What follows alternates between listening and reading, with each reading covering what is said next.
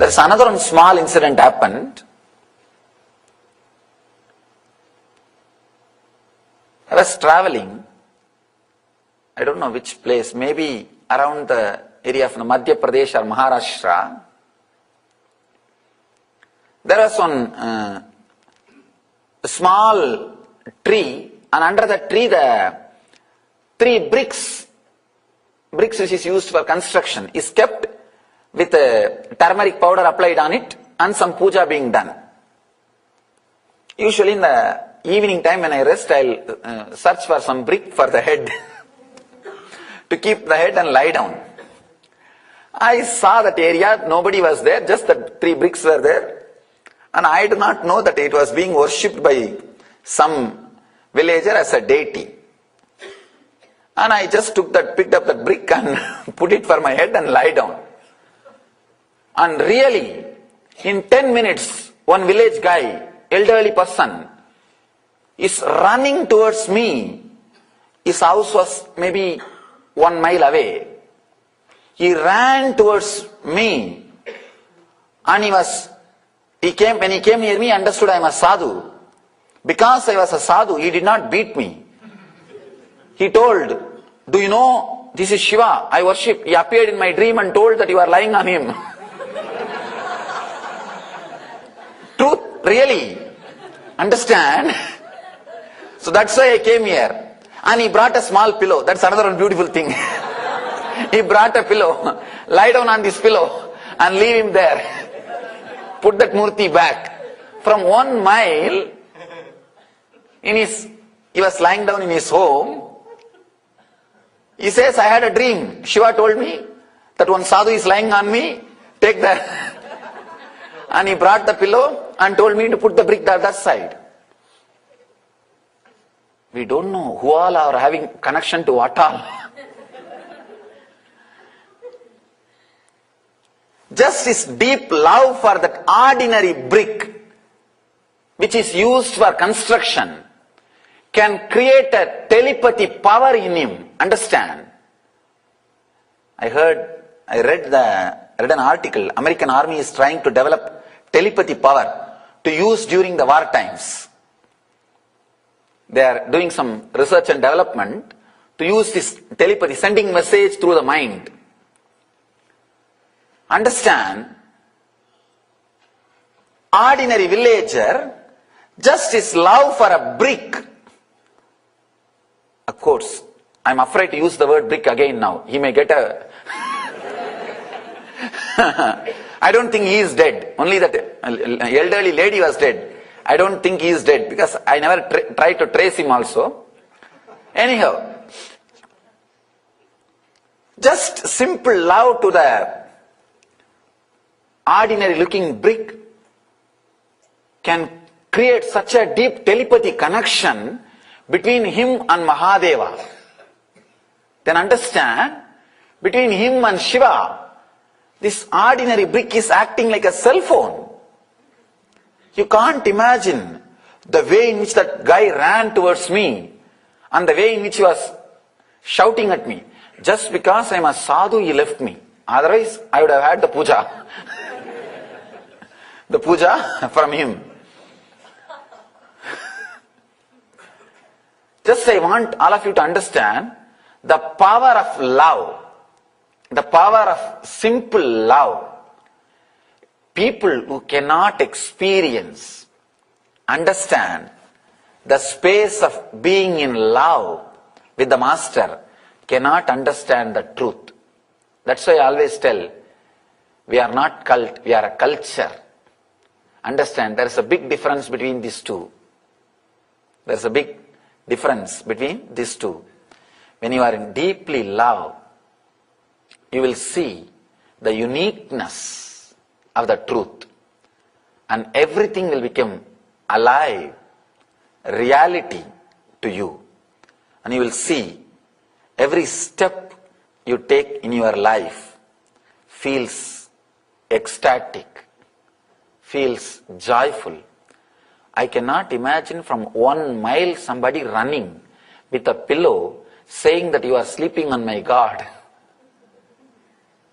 Understand the strong telepathy connection. Here the sutra, which Shiva says, look lovingly at some object.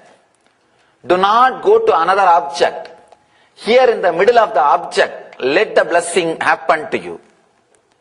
You see, you do not even have to choose a deity. You can choose anything with which you feel connected. If it is Coca-Cola bottle, okay. But the problem is, with the Coca-Cola bottle, you will have only lust, not love. When you see that bottle, you will think only what I can get out of it. Understand? Looking with love and looking with lust are two different things. When you see a beautiful man or woman, when you look, you only look what I can get out of that person. Then it is looking with lust, not with love. Love means what I can add to that person. What way I can be of some help to that person. If you decide or think of adding something, then it's looking with love. The moment you see and you start calculating what I can get out of that person, it is looking with lust. Understand? Looking with love, looking with lust, two different things. Here Mahadeva says, not only two different things, diametrically opposite. Diametrically opposite. Here Mahadeva says, look lovingly at some object. If you use the divine objects, it is lot more easy, because the possibility of lust is less. Possibility of love is more. From the young age you are taught to look with a love and respect. So it is easy to connect. It is easy to relate. Have any one deity or the photograph of the God or Guru. Try to look with a deep love without moving to the other object. Understand? That is the main. That is the basic thing. Do not move to the other object. The moment you start jumping to the other object, you are tired of this object. The love has disappeared. Understand? As long as love is there, that object is unique, not number. Not number. For example, if you are just a worker, maybe a clerk or a attendant, just a clerk in the office, if you die, nothing will stop. Somebody else will come, replace you. The job will continue, life will continue. You are just an utility, number, figure, that's all.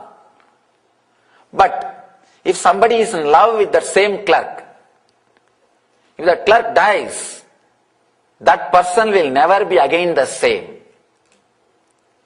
Wherever you are just a number, even if you die, that mechanism will not suffer. Wherever you are in love with some object or person or somebody is in love with you, you become unique. Naturally, your death cannot be replaced. That person will miss you. That person's life will never be the same again. Love makes things unique. Love makes things unique. The other day, we were having an energizing ceremony here in the temple. All the Swamis, all of us are sitting and before preparing for the ceremony. One disciple, she asked me, Swamiji, every day you are seeing us, all our mistakes, confusions, are you not bored by us? It was a very honest question. Because they know sometime I tell them, do some new mistake, I will be entertained. Not the same mistakes. Because even to commit new mistakes, you need intelligence. She was asking that, don't you feel bored? I told, just because of my very love, I feel everybody is unique. Understand? I do not look upon the devotees or disciples as number. It is unique. That is why with so much of patience, I continue to work with everybody. If it is just a number, forget about it. Next person will do the work. Over. Devotees or disciples are not number for me. Because of my love for them, they are unique. Everybody is unique. Of course, I never miss anybody. Just because of complete fulfillment. But otherwise, everybody adds something. Everybody is welcomed, is expected, is needed, is wanted, is required to be here. Every individual is unique. Same way, when you are in love with the Master, he is needed, he is unique. When that love is not there, one more Swami, we can go to the other Ananda. What is there? If you just type only Nithyananda, at least 200,000 websites are opening. Just Nithyananda. If you type Swami Nithyananda, I don't know how many million websites will open. And if he is not, then some other Swami, that's all. If you are a number, you can be replaced. If the love, element of love comes to play between you and the other person, you are no more a number. You are unique being, irreplaceable. Unique being. Love adds life even to the person. With love, the person is a spirit, life. Without love, the person is reduced to a thing, utility. Without love, when you look at somebody, a beautiful man or woman, and planning for what I can get out of that person, you are reducing him to a thing, not as a being, as a spirit. Only when you look at that person with a love, he is a spirit, he is a living being. When that love is not there, he is a thing. That is why, whenever people look at you with a lustful eyes, you feel repulsive. It looks ugly. You just cover yourself. You just hide yourself. You want to move out of that place. Whenever somebody looks at you with a deep love, you just feel like being around that person continuously. Even if you get only one glimpse, one eye contact with him, you will be waiting for it. You will be just waiting for that one contact. Just waiting for that one glimpse, one look. It's a love which adds value to the uniqueness. Let me first express from the angle of Patanjali. Patanjali talks about love here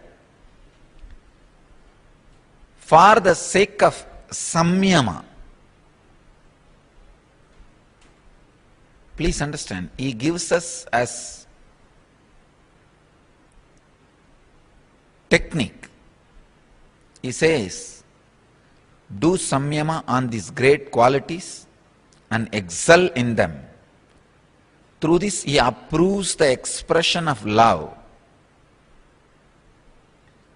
And he instructs all the yogis to excel in love. He makes this as a technique, a powerful expression of the consciousness in you when it penetrates your blocking low mood logic and expresses itself in spite of your logic, it is called love. Understand? Inside you, there is an intense super consciousness constantly waiting to break through your body and express itself. But your secured low mood logic, which goes on saying, no, no, no, you will be exploited, you will be exploited, you will be exploited. If you are so open, so alive, whoever goes around you will exploit you. Physically, mentally, economically. Men have a fear women will exploit economically if they are too loving. Women feel if they are too loving, men will exploit them physically. Both of them feel if they are too loving, others will exploit them emotionally. So always the fear, if you are loving, you will be exploited. Very dangerous. So there is a certain logic in you which completely bans you from flowing. I want all of you to know, your life is like a river. Only two ways of life exists. One, the river which is embanked, the river which is dammed. Embanked means don't completely stop, use it properly, only tell the river where it should not go. That's all.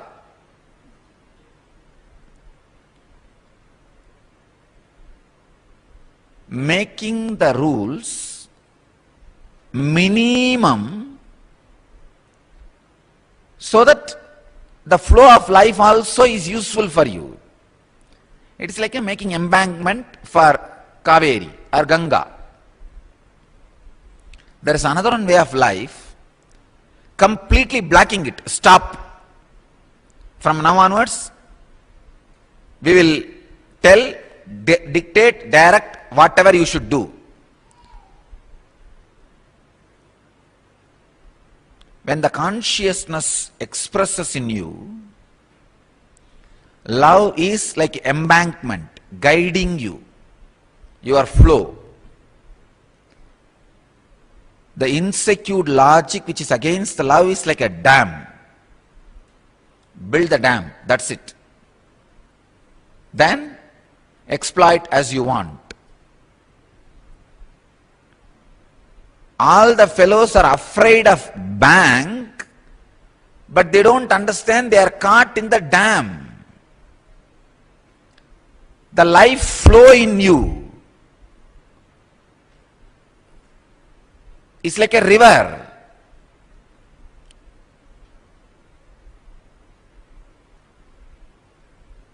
If you are afraid of love, you are afraid of the embankment happening around you. True, embankment also does some restrictions, but the fear of love,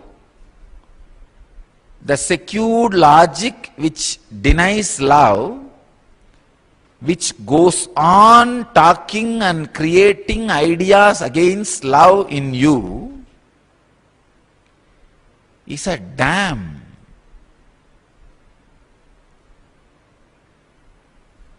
It just completely stops the life force.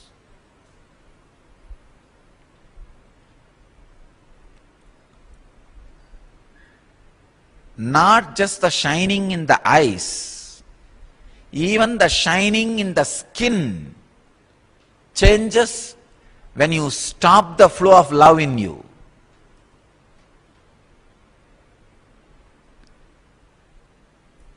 Sweet, experiences of love constantly reminds you when you open up. I'm not talking about only romantic love, which is towards one person. I am talking about the love suddenly opens up in you towards whole and your very self. Rarely you will fall in love with yourself. The yellow journalist who is sitting inside you, constantly writing articles and editorials about you, is damn for love. The fear he creates about love is not protection for you, it is destruction for you. Dam is not a protection for river, it is a destruction for river. Only embankment is a protection for river. Love is embankment. Logic is dam.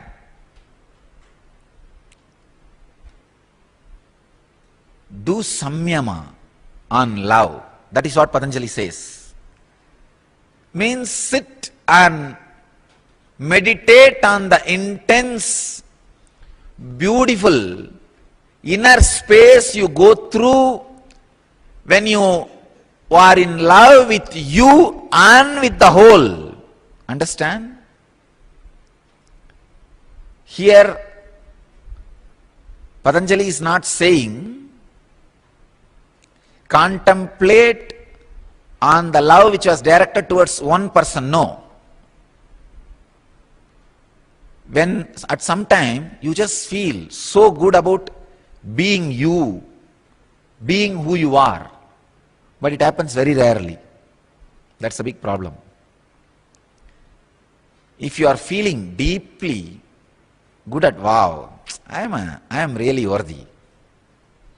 I am really worthy of what I am. I am really worthy of life. I am really worthy of whatever is happening around me. When you are experiencing the love for yourself, suddenly you will experience that love for the whole.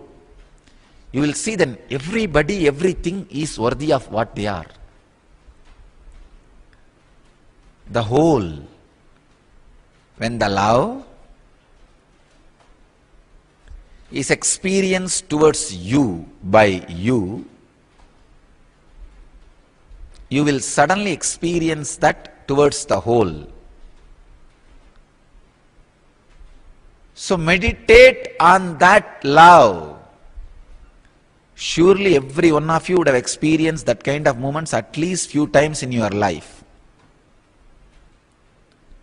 When you feel love towards you and the love towards the whole, everything, you feel like blessing everybody and everything. Do samyama on that inner space.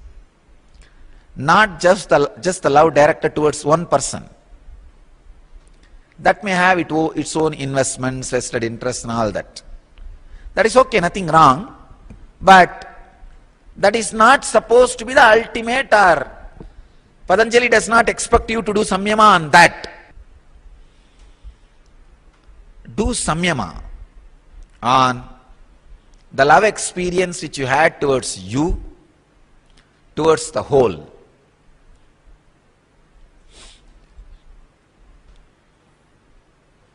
You will just excel, radiate those qualities. Not only that, you will be able to transmit those qualities by your very presence. The word, very beautiful word,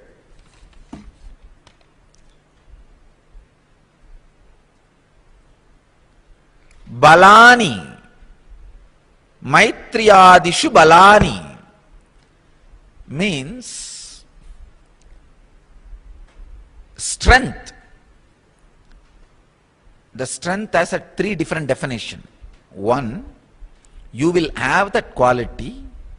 Second, you will be able to transmit that quality to others. Third, you know how to have that quality as a strength for you. He is not saying Doing samyama on love will make you weak. No.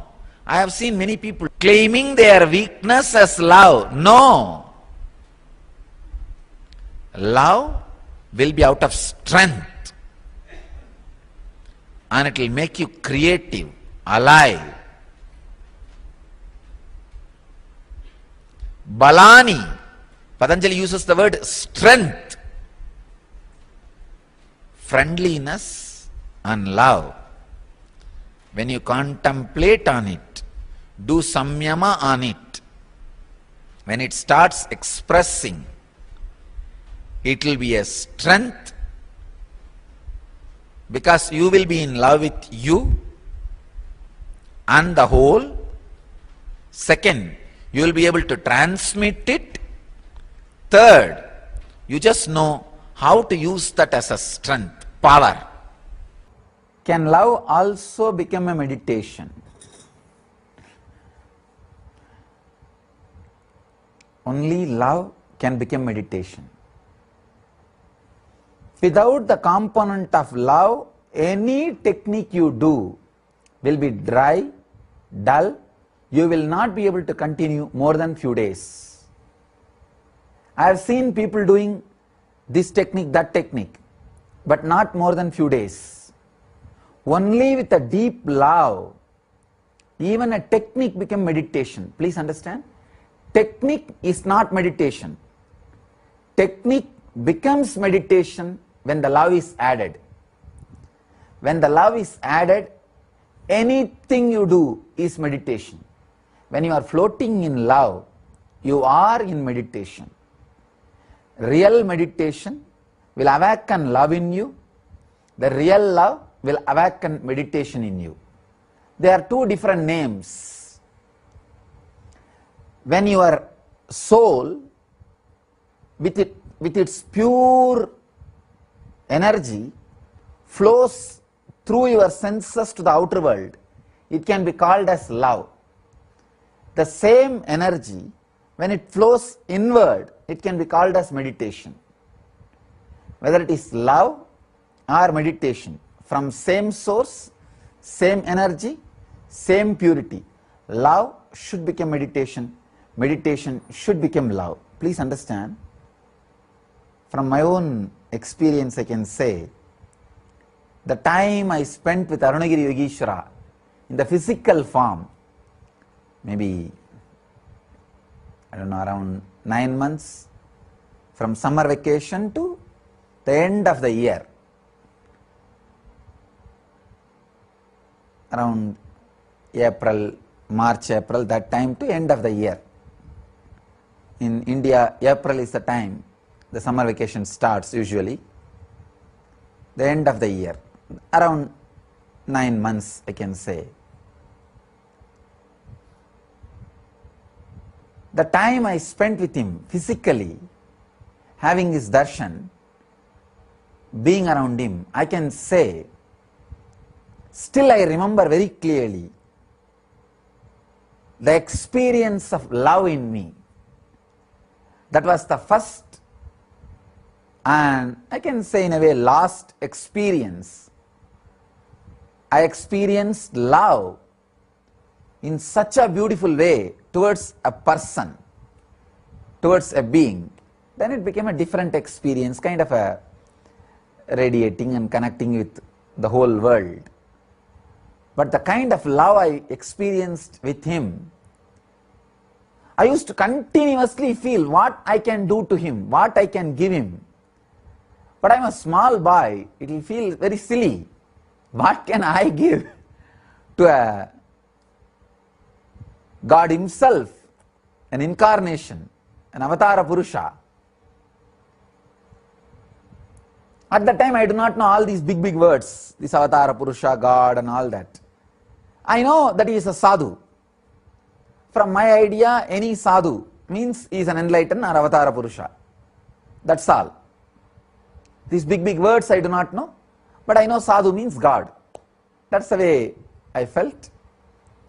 And it was such an intense connection, experience. Still I remember, in the night I will be sitting with the alarm clock and changing the time, pushing the time fast so that early morning again I can rush to the temple to see him, to have his darshan. But of course, me changing the alarm clock won't push the time. That intense love,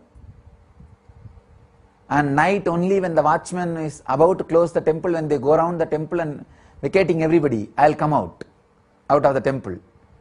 Whole day practically I'll be sitting with him.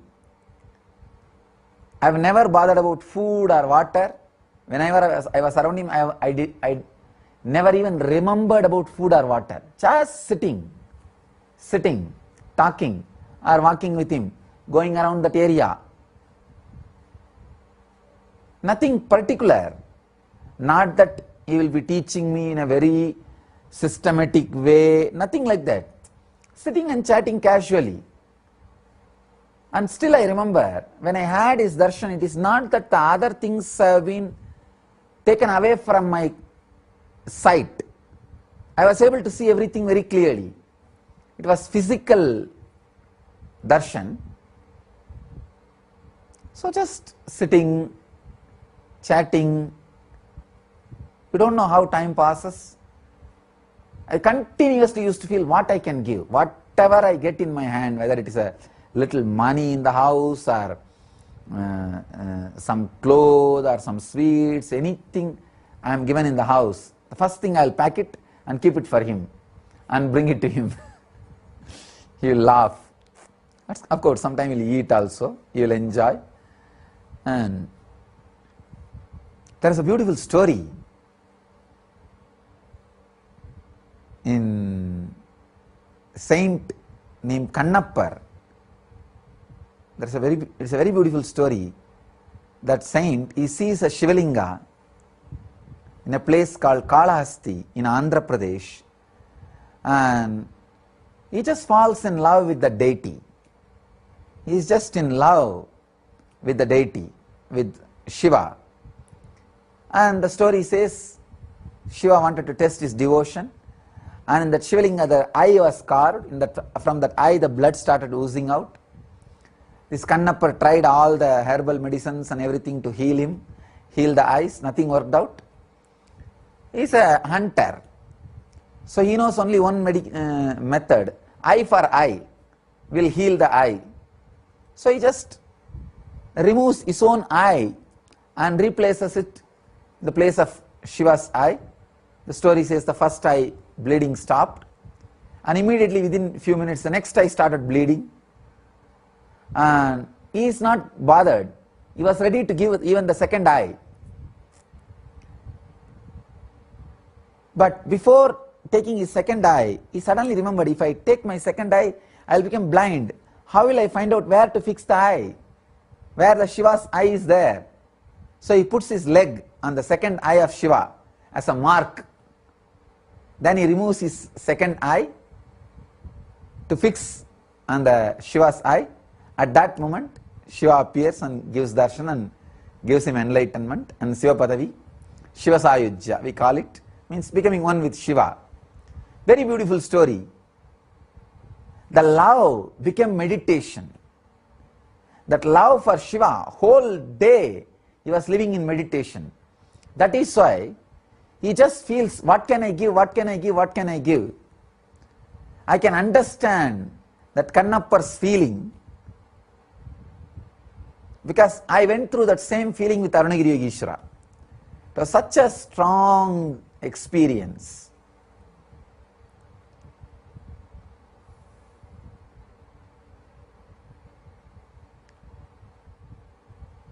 The deep love simply becomes meditation, and real meditation just becomes love in you.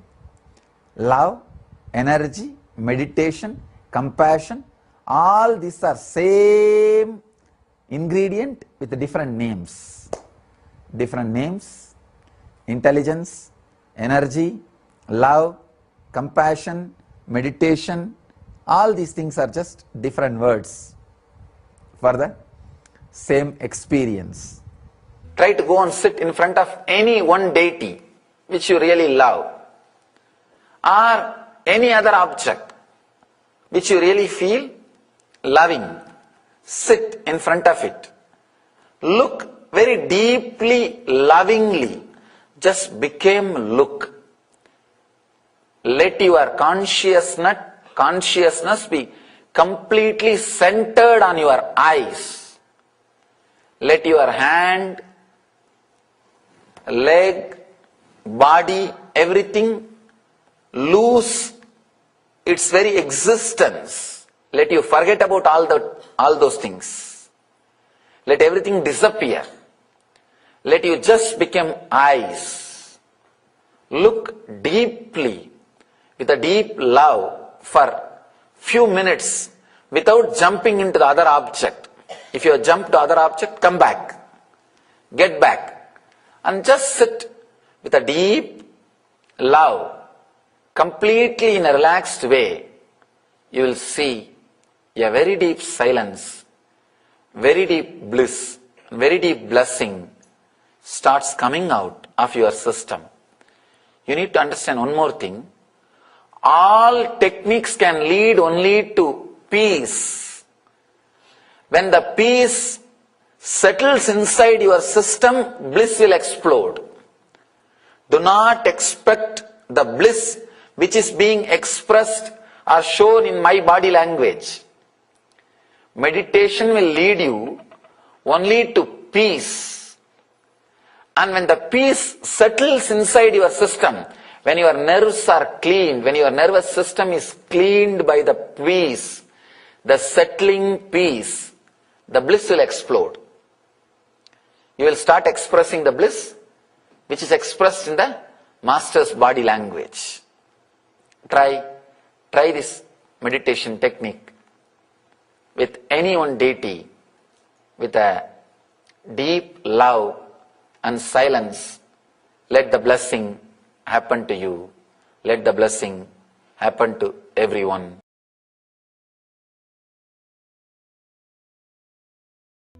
Siddha, master, is a person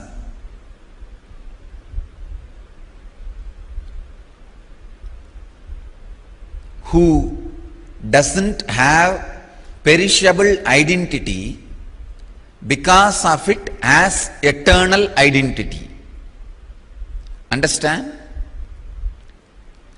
His identity is made out of material which is imperishable. There is no perishable component in the identity he created for himself. There's a huge water body. Breeze flows over the water body. Small waves are happening. Or some drawings or figures appear on the water. In that figure there is no perishable component. That figure, the source, cause, effect, everything is just water. When the breeze flows, again that same wave will happen.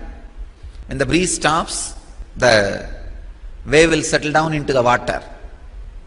Same way, whenever a strong devoted samyama is the breeze. Water is the pure consciousness. Whenever the strong devoted samyama from a disciple happens over the conscious water, master's forms appear and blesses you, graces you, and again it relaxes back into the same water.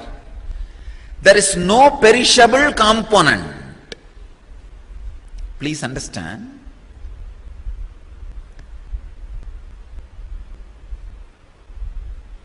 There is no perishable component in the system.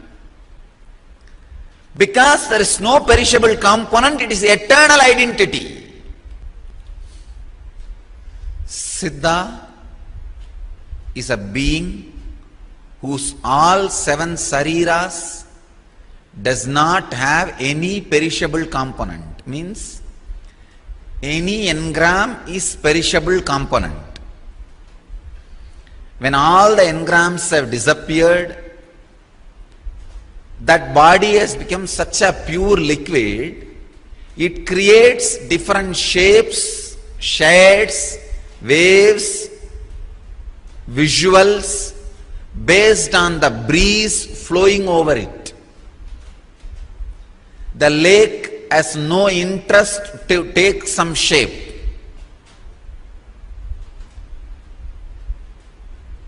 The flow of the breeze decides the shape. Master is a being happening without any perishable component.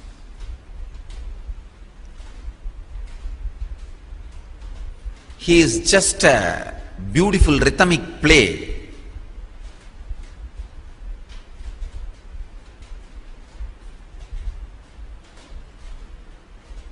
The pure non-perishable experience happening in the source.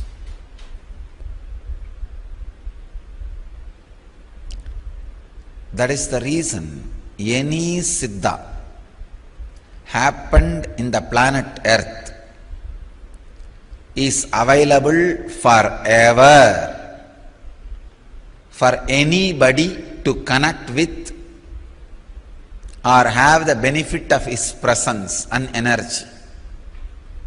Understand? Any siddha, any master happened in the planet Earth is available eternally for anybody to relate or connect with, experience his presence, knowledge or initiation. The word mystic and word enlightened master, avatar, there is no much difference. It is just reference, different reference. Please understand? There is a big difference between difference and reference. Here, the word enlightened master, avatar, Bhagavan, mystic, God, Atma, Paramatma, all these, between all these words, there is no difference, but they are all different references. Mystic is the word usually used for creators. Please understand. Person who uses energies which are beyond five senses and creates is a mystic. For example, materialization.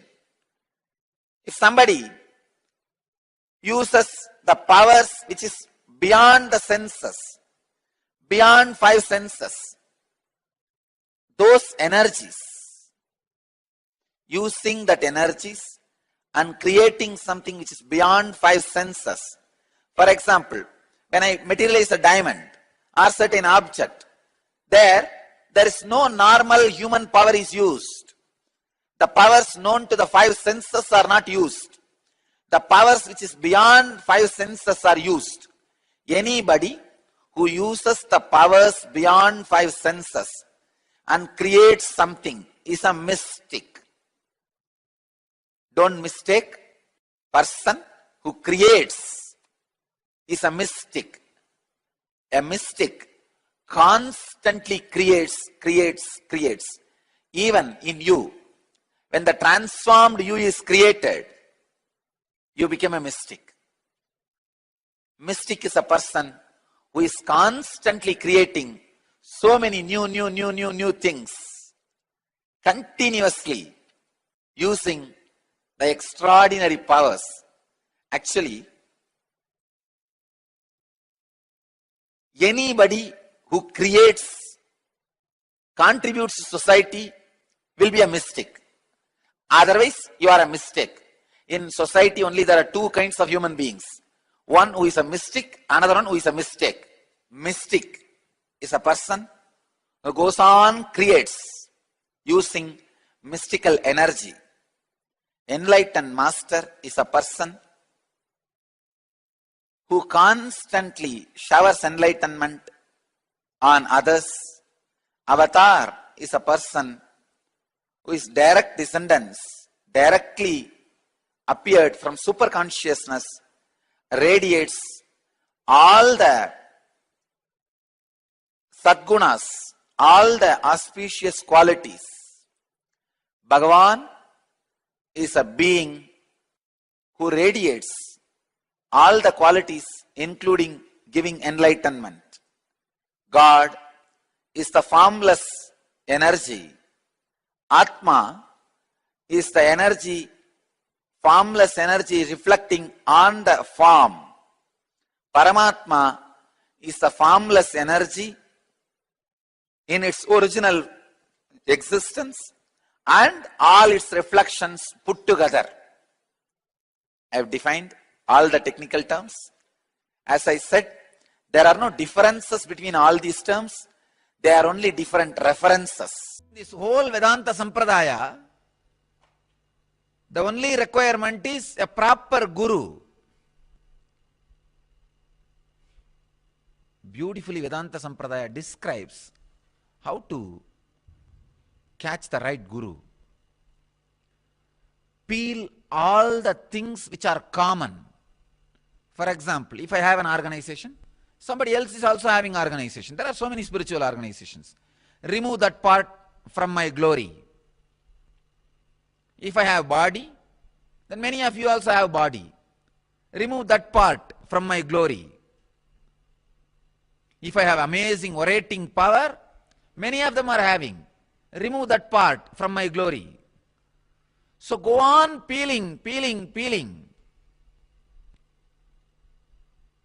Finally, at some point, your logic will not be able to peel further, but still you will feel he is something more than all these things. When your logic feels, I cannot peel further, I have peeled everything, even after all these things are removed, he has something more than all these things put together. When you feel this understanding with somebody, he is your guru.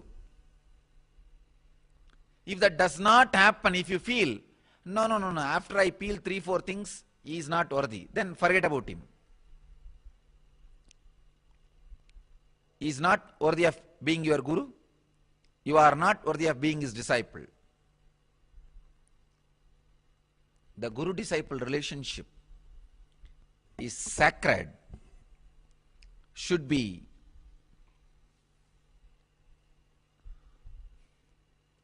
started after thorough study and research and should never be ended. Should be started after thorough research and should never be ended. I tell you, ending the guru-disciple relationship in your life is a worst crime you will do to yourself, worst punishment you are imposing upon yourself, worst conspiracy against yourself. One more thing I want to tell you, change of guru is perfectly all right, nothing wrong. For example, you go to one guru, after some time you grow out of him or you get more matured, you feel connected to some other guru, that is perfect, nothing wrong. At some point if you feel you have grown out of me, please carry on with your life. If you are feeling connected to somebody, great. But dropping from the guru and not having some other guru is the crime. It means you did not drop from this earlier guru because you are advancing. You dropped because you have fallen. Somebody asks Bhagavan to Nithyananda Maharaj, Bhagavan, you say enlightened beings do not have karma. then how are you moving your body? You cannot even move your body without having karma. Understand? You need to have some karma, only then you can even move your hand or you can talk. He is asking Bhagavan, you say enlightened beings do not have karma, but how you are talking? How you are working? He said, I am not doing anything. The disciple says, no, you are not understanding my question. How you are talking to me, even that is a work. How you are talking to me if there is no karma?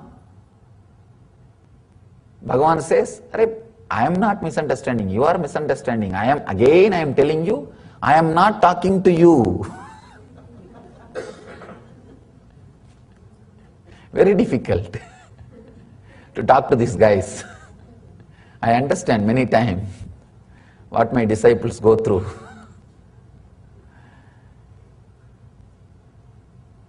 Nisargadatta Maharaj says, no, I am not talking. Disciple was really confused because he is talking and he is saying, I am not talking. And another one big problem, we have to believe they are talking the truth. We can't say, why are you lying? No. That is another one difficulty. Disciple was completely confused. He asked, Bhagavan, please explain. You are talking and you say you are not talking. And then Maharaj says beautifully, understand, because there is a movement in you, you think there is a movement in me. You can never understand talking can happen without any movement in the inner space. That is why you think when the sound comes out of my mouth also there is same kind of a movements in my inner space. Maharaj says, in you never had a time or a moment where your body or your mouth can move without your being moving. In me, I have experienced my body or mouth or even mind, anything can move, but inside me, my inner space, nothing moves. Understand? Having such a strong, clear peace inside you, even your thoughts cannot disturb. That is enlightenment. I wanted all of you to understand, do not think enlightened masters don't have thoughts. I can say the space is so big, it is negligible part. In normal mind, if you have 10-acre mind, all 10-acre is jumping like a zoo. With an enlightened being, they have 1,000,000 acre, only 10 acre is zoo. In 1,000,000 acre, can you consider 10 acre being a zoo is something disturbing? Some movement? No. It is negligible. Practically, which is not there. It just no more. It is not there. That is why Ramana Maharshi says, for normal persons, I am body. For enlightened being, I am also the body. It's not that the idea that I am body disappears, it just expands. I am also the body. This is also part. So I have nowhere to go. It's a very important thing. Judging the masters based on their movement, physical movement, is the worst thing can happen to a disciple. Because he will judge master's action from his idea. If he does that particular action, what logic will go through in his head? He thinks that same logic is going through in his head. Especially the people who live around few days or few years or who claim, I know Swamiji for so many years. That's a big problem. That's a big problem. I always tell people, these people who claim, I know Swamiji for so many years. What do they know? Nothing. First of all, they don't know themselves. And they think they know me. They think with their logic, the logic with which their head functions, with the same logic my head is also functioning. If the same logic, if my head is also functioning, then why I am sitting here and why you are sitting there? No. There is no logic which you can understand logically with which master's system functions. There is no logic with which you can understand logically the master's system's function. But slowly, you see, same way only he walks, same way he talks, same way he eats, same way he laughs, sometimes much more than us, and almost looks same. You start thinking the inner space, inner programming is also same. That is where you miss. That is where you miss. Inner programming is not same. That is where Nisargadatta Maharaj says, I am not talking to you. He says, what you understand by the word talking is not happening in me. Just I am reflecting the movements which is happening in you. Whatever you want to see, you are seeing it in this body. Like a mirror reflecting. People come and ask me, Swamiji, many times I feel you are talking exactly to me, directly to me. It is not the public discourse. You know you are talking only to me. They ask me, how do you read? Did you read my mind? And are you answering all the questions which I am having? Did you read my mind? I tell them, first thing, I never do that job because I respect your privacy. Second thing, who want to waste time with all the nonsense which goes on in their head? Neither I am interested nor I am willing to read somebody's mind. What exactly happens, the presence of the master is so intense. Any mind which comes and sits in front of it, just by the very presence heat, your questions are answered. That's all. Whatever questions you carry, just the answer comes out without even me logically reading and answering. Many times, I ask people to talk so that they will understand what their problem is, not for me to solve. Because the master's mind, enlightened mind, does not work with the logic with which your mind is working. If you think the enlightened master's logic work in the same way your mind is working, you miss the whole truth. You miss even the master. You will not be able to understand the truth. You will not be able to raise yourself to his level. You will bring him to your level. Living around the master, catching the master, missing the master, abusing the master. 3 different dimensions. Just this basic 2-3 truths. 1, all scriptures, all literature, all method of teachings can only inspire you, cannot give experience. Understand, it's the first law. All books, all DVDs, when I say all, capital letter ALL, including mine, books, cassettes, DVDs, everything can only create inspiration in you, but cannot give experience. Experience can be transmitted. It's like, you see, experience is like a lamp. Only from a burning lamp light you can pick up, catch. Only from a lamp you can light a lamp. Only from a lamp you can light a lamp.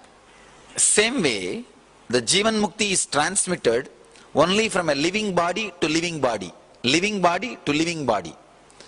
If that body has to catch Jivan Mukti, it has to catch from a same material source which is living enlightenment. Please understand, I am describing very clearly the need of the master. If that body made out of muscles and the mind made out of thoughts, if it needs to catch living enlightenment, Jivan Mukti fire, it has to catch it only from another one body which is living enlightenment of the same frequency, means like a same flesh and bones. Only from that you can catch. Be very clear, Mahavatar Baba cannot give you living enlightenment. Please understand, I am making a very strong statement, but truth. He cannot give you Jivan Mukti. He can only give you inspiration, experience, some glimpse. But if he wants to give Jivan Mukti, he has to guide you to a person who is in the physical body. In the physical body. Ramakrishna, or Ramana Maharshi, or Mahavatar Baba, or Osho, or J. Krishnamurti, anybody. They are all still in the cosmic plane. Why, you know? With whoever they committed when they are in the physical body. For example, if you are there, when Ramakrishna was there, and you had directly connection with him, and he blessed you, he passed away, still you are here, then he will be there to take care of you. But no new addition is possible after the body is left. No new addition is possible. Now, Mahavatar Baba, all of you I think understand what I am saying. All of you understand what I am saying clearly? Now, if you are seeker, starting to pray to Ramakrishna, Ramana Maharshi, they can guide you to a living master. That's all. They themselves will not be able to give, because it has to be transmitted from this plane, from flesh and bone. That is why the need of living master again and again and again comes back. Understand? That is why no huge organization is able to own spirituality than a living master. Seekers are around me. The reason is, it can be transmitted only from flesh to flesh. The person who is living Jivan Mukti through his muscle memory and muscles. See, I will be living Jivan Mukti without muscles after I leave the body. I will be living Jivan Mukti, that is not a problem. But because there is no muscles, I will not be able to transmit it to the person who is with muscles. If I initiate you now and give you the assurance, only then I can handle you even if I leave the body. So if you had assurance from Ramakrishna, Ramana Maharshi or Osho, somebody, when they are in the flesh, then you don't need to go to new master. It may not be needed. But even then usually they guide to a living master, because living around the master is not only living enlightenment, it's a joy. It's an ecstasy. It's a way of life. For that reason they guide. Understand thoroughly. Otherwise, if you have not had connection with them physically, when they were in the body, even they can't do anything. Mahavatar Baba will not be able to give you enlightenment or the spiritual experience. He can only guide you. That is the reason why still that living master's necessary is not replaced at all. It's not replaced. Still, the necessity for living master is there when the whole thing started by Shiva millions of years ago. The only thing which is not yet outdated, which can never be outdated, is necessity of a living master. See, the only difference between you and me is not enlightenment, because you also carry that, I also carry that. In our 7 layers, see, you are having 7 body, I have 7 body. The last 2 body, the cosmic layer and the nirvanic layer, the last 2 layers, are one and the same for you and me, even now. Please understand. Even now, The cosmic layer and nirvanic layer is same for you and same for me. There is no difference in that. But this physical, these layers, these 5 layers, that is where the difference starts. So all you need is not enlightenment, but the body language of enlightenment. Please understand. I think all of you catch what I am saying. See, this first 2 layer, this nirvanic body and cosmic body. In this, in that 2 layers, you are one and the, both of us are same. Only these layers, these outside layers, like a physical, oh God, it's not right.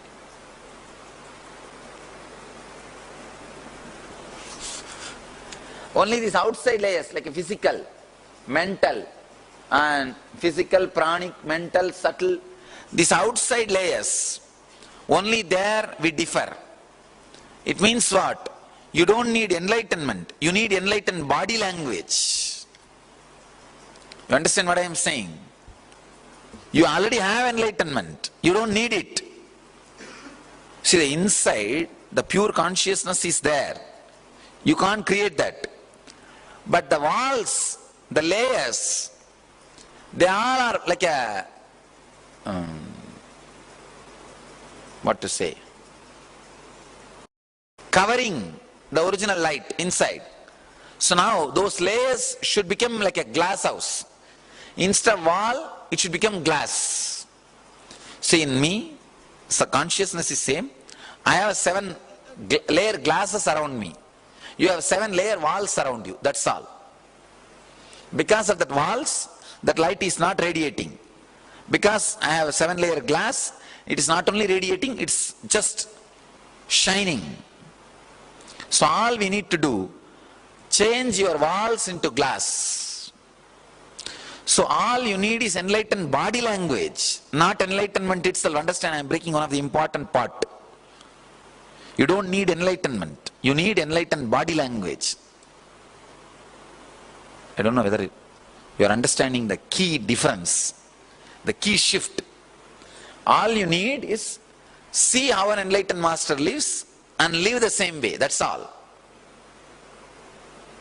See how an enlightened, that's why the Bhagavata says, Leela Dhyana is the ultimate than any Nirvikalpa Dhyana. If you need enlightenment, you need to unclutch and be in Nirvikalpa state. But you don't need enlightenment. You actually need an enlightened body language. Then all you need to do is not to unclutch and try to achieve that pure inner space. All you need is meditate on the person who is radiating enlightenment and do the same thing in you. Understand? Understand the importance of the Lila Dhyana. Lila Dhyana means seeing the place of a living master and constantly being soaked in it. Nirvikalpa Dhyana means continuously unclutching and settling into that silence. Now you understand the difference between the two. You can continuously unclutch and merge into that silence also, no problem. But I don't know how many years it will take and how long it will take and what all will be the side effect and time, these, that. And actually you don't need to. You don't need to. Instead, meditating on the Leelas. So naturally when you meditate on Leelas of the Master, you don't need to do anything else. Automatically that body language will start expressing in you. The NSP, I got a few letters, devotees are telling, after 2-3 days we feel like I am talking like you, Swamiji. I feel my face is like you. When I close my eyes and I feel you are me. And sometimes when I see your photograph, I feel it is my photograph. My photograph. How many of you had like this glimpse at least sometime? Once in a while. Raise your hand, let's see. So that whole started happening in you. Means that Leela Dhyana Dwara, that initiation of Leela Dhyana started happening in you. Understand? If this happens, then you are done. If that same feeling starts staying inside you without your effort, You are done, that's all. I think now you understand living around the master, what it does inside you. What it does inside you. Catching the master, missing the master, abusing the master. Oh God. Is catch that fire and having that strong vidarka, catching that living enlightenment fire and start living. So catching the master. Missing the master is unable to catch that fire, but understanding that master is of compassion, only I am not able to catch it. He is missing the master. Abusing the master is no, he is not giving. Understand? The three major things. See, catching the master means you understand. Straight away relating, having vidarka, experiencing, catching the fire and start living it. Living enlightenment, Jivan Mukti. This is catching the master. Missing the master means understanding that you are responsible and you have to catch it. Trying to alter inside you is missing the master. Abusing the master means trying to alter the master. Trying to correct the master. Understand? Trying to judge him. See, first thing, if you catch the master, that is the ultimate best. Even if you miss the master, don't worry, you will come back again. But never ever do that abusing the master. Gone, once for all. Understand? It's like in Cinefield, if you produce a movie and did not pay the artists, they will complain and your file will be closed. You will not be able to do any movies further. Any movie you try to do, this file will be there. No artist will come to act in your movie. Same way, if you abuse the master once, please understand, I am not threatening you or anything. Consciously it gets recorded into your system. To anybody your file goes, they will say wait. Living with the master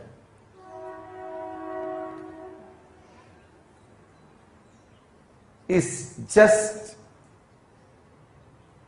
living with a dynamic, dynamite diamond.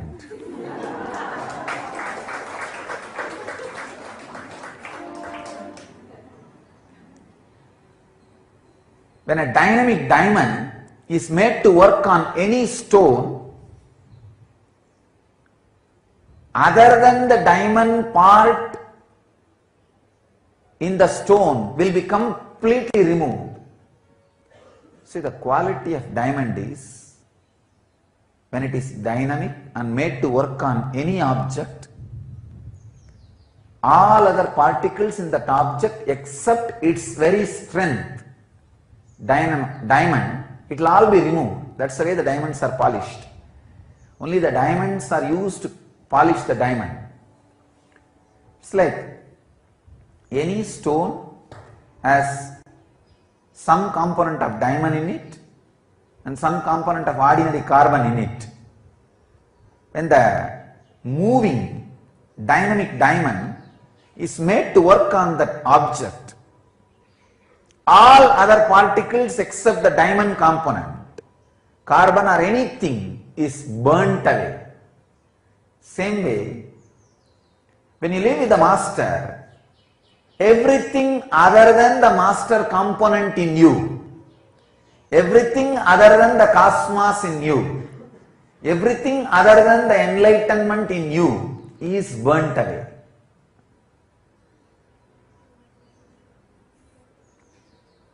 This is the greatest fortunate thing and unfortunate thing. If you identify yourself with enlightenment, the highest reality, this is the most fortunate thing. You don't need to do anything, just be around, hang around, that's all. Enlightenment simply happens.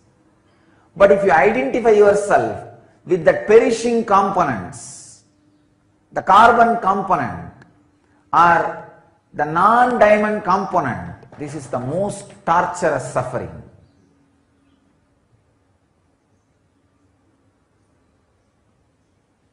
Very beautifully, George Gurdjieff, one of the greatest revolutionary master of modern days, he says, only if you associate yourself with me, be around me. If you think you are separate, I am separate, then this is not the place for you. Because constantly you will feel threatened by me.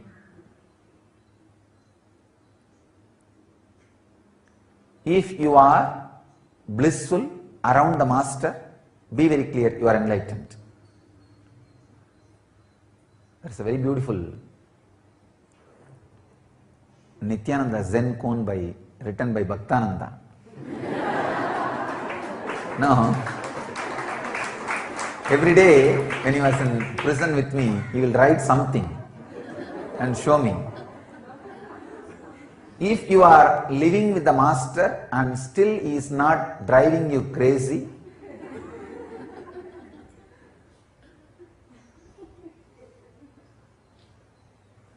up in the wall, either he is not enlightened. There is a very beautiful koan, he put it in a very nice way, or you are not living with him.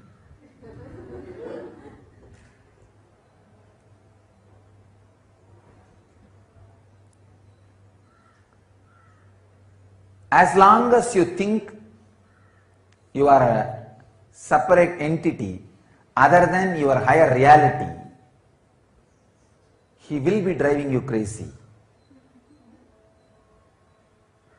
Constantly shaking the very roots on which you build your foundation. But fortunately, if you identify with him, with your higher reality, this is the most fortunate thing can happen in the planet Earth, because without any effort, the ultimate will just happen in you. The ultimate will just happen in you without any effort. Nothing needs to be done, just hanging around. But you will see his simple movements, his simple words, his just look will be shaking the very foundation on which you are building you, or the false you. Anything you do, he will be constantly on his job. How he will create situations, how he will create people, how he will create happenings around you, you do not know. You can't imagine. Just the person who is walking next to you will exactly hit you where you are holding you. Don't think he is hitting you, I am hitting you. When you are around the master, please understand, when you live around the master, including a mosquito bites you, after taking permission from him about the time, the intensity of the bite, and the place where you are needed to be bitten. I am very clearly telling you, please understand. If you are inside his Sangha, you are under a controlled condition where your ego is constantly operated. Whatever is not you but you hold on to it as you is removed from you. I can say, living around the master without resisting is living enlightenment process.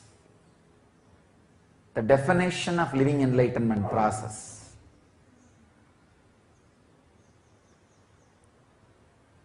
All you need is whatever you think as your intellect, your efficiency, your energy, just cooperate with that, that's all. If he asks you to sit and unclutch, how much you can, just do that, nothing more. See, if you fall into unconscious, means if your mind drifts away somewhere, or if you fall asleep, it's not under your control.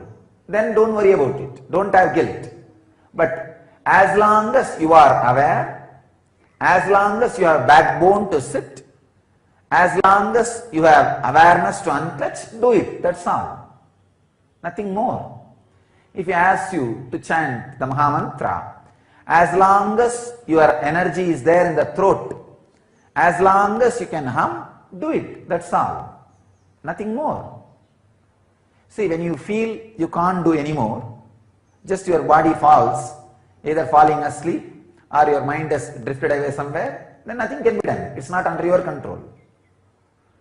So you are not asked to do things which is beyond your control. No. Just do things which are under your control. That's enough. Beyond your control is not under your control, it is under his control.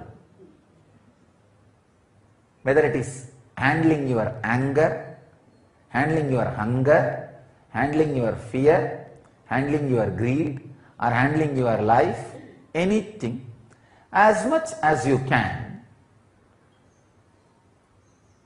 with the clear intention of as much as you can. That's all. Nothing else. Nothing more. As long as you identify yourself with the higher reality, living around the Master is the ultimate celebration and liberation. But when you identify yourself with the lower realities other than the Master, the big problem is the intellect starts developing a very logical principles to go against the Master. How to find out whether I am with the right Guru or wrong Guru? A right Guru will go on pushing you continuously to move forward. Will never give you the feeling you are done. I tell you, the real peace is the explosion of the mind which asks for peace into peace. The real peace is the explosion of the mind which asks for peace into peace. Now that is where the real peace happens. Understand? What you think as real peace is the tamasic tiredness, chronic fatigue. That is why when life comes in front of you, you just jump into some cave. Wanted to have a cozy cave. No. Even your cave is inside my Himalayas. Understand? Even if you catch a cave, you do not understand, I am the walls of the cave. A real master will go on be pushing you. As I said, the samadhi happens to a person whose non-mechanical parts of the brain is alive, awakened. The mind which asks you for vacation, for rest, for peace, for tiredness, has to be blown away. It should explode to peace.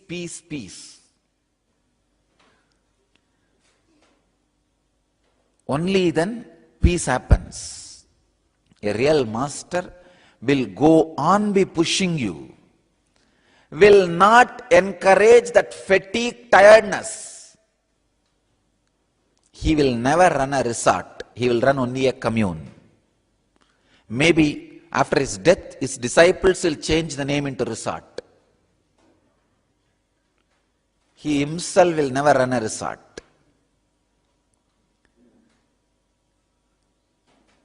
Person who asks for the peace of the resort out of fatigue, tiredness, wanted rest, will never be allowed in the presence of a living master. The mind which asks once in a while, I think I need rest. I think I need a break. Yes, you need. Not from the situation. You need break in the root. You need to be broken. The mind which asks for the break need to be broken. That is the break it needs. A real master is a person goes on pushing you. Ability to receive the suffering as prasadam, poison as nectar. What you think as poison, not the real poison. What you think as poison, the ability to receive what you think as poison and stand with it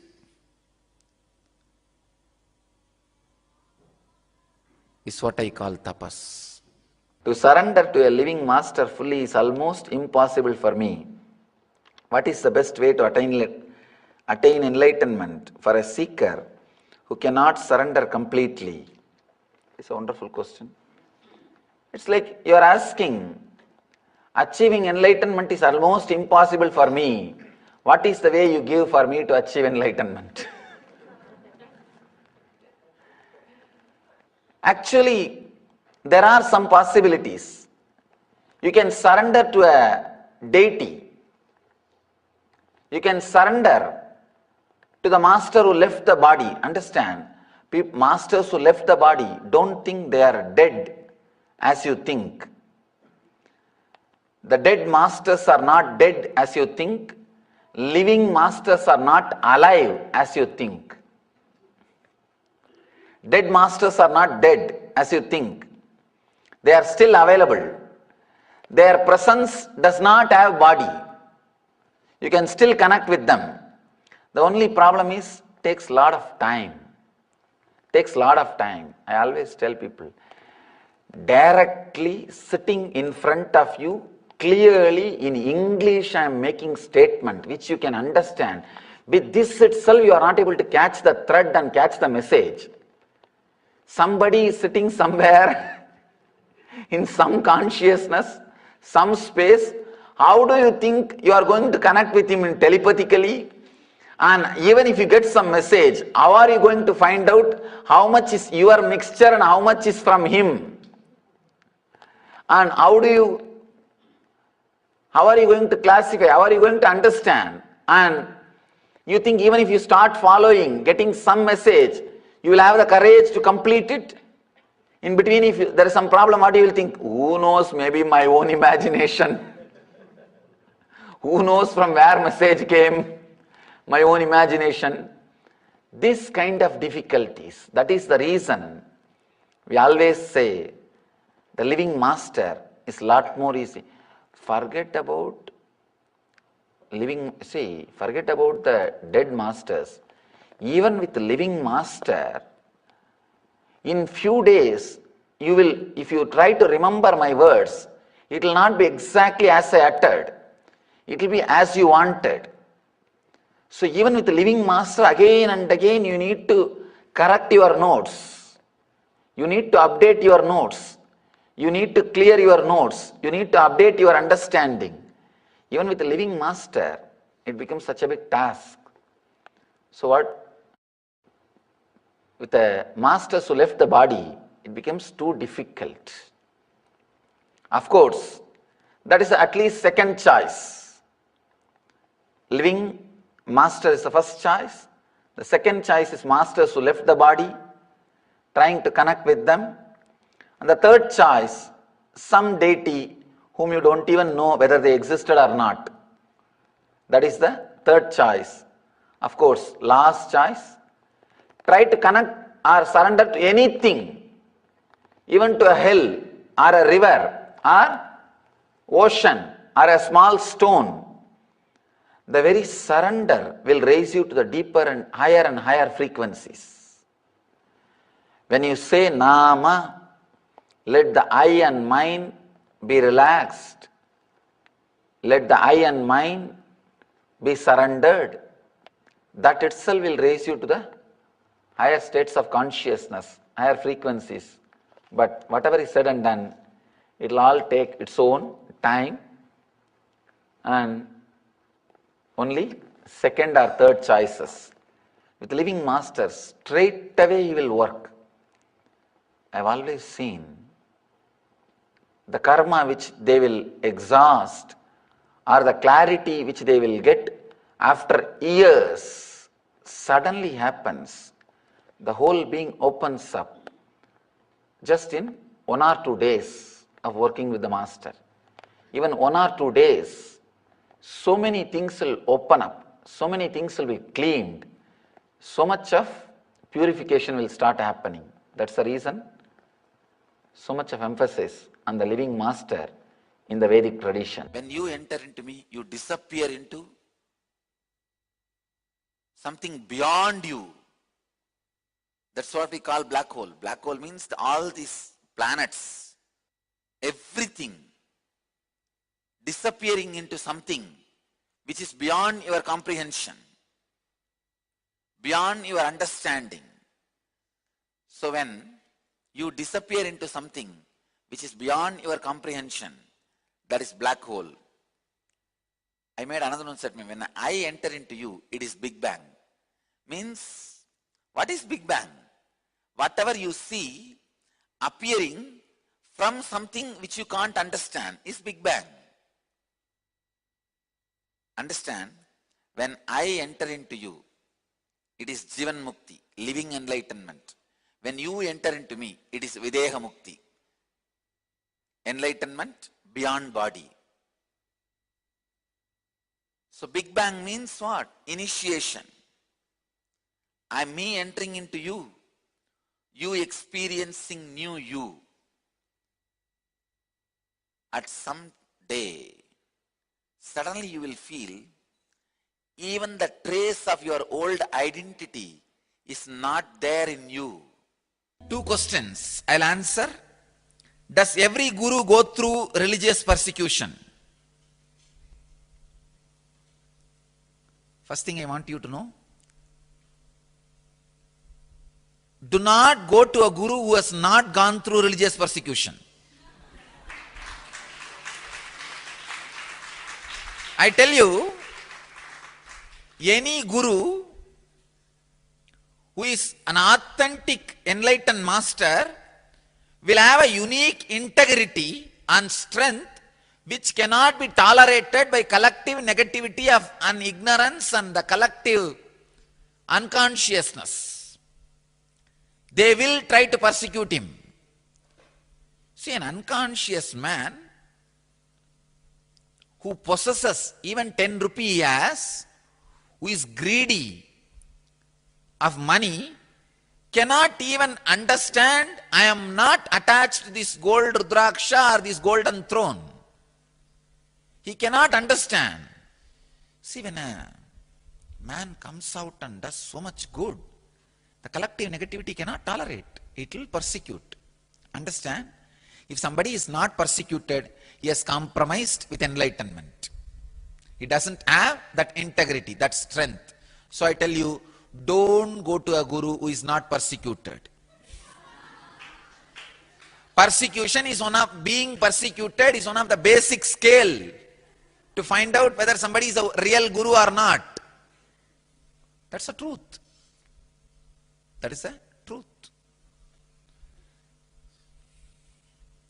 Gurus go through religious persecution because of the honest, truthful contribution they give it to the world. I can only give this one scale. Maybe this can guide you.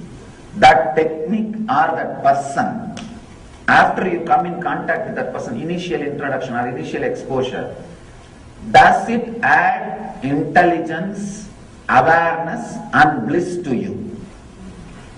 If these 3 quality, even 1 quality increases in you, go behind that person. Surely you will be helped. Or in these 3, if you are not growing in these 3, forget about him, even if he brings fortune and wealth in your life. Please understand, I am your father, mother, friend, beloved, and something more.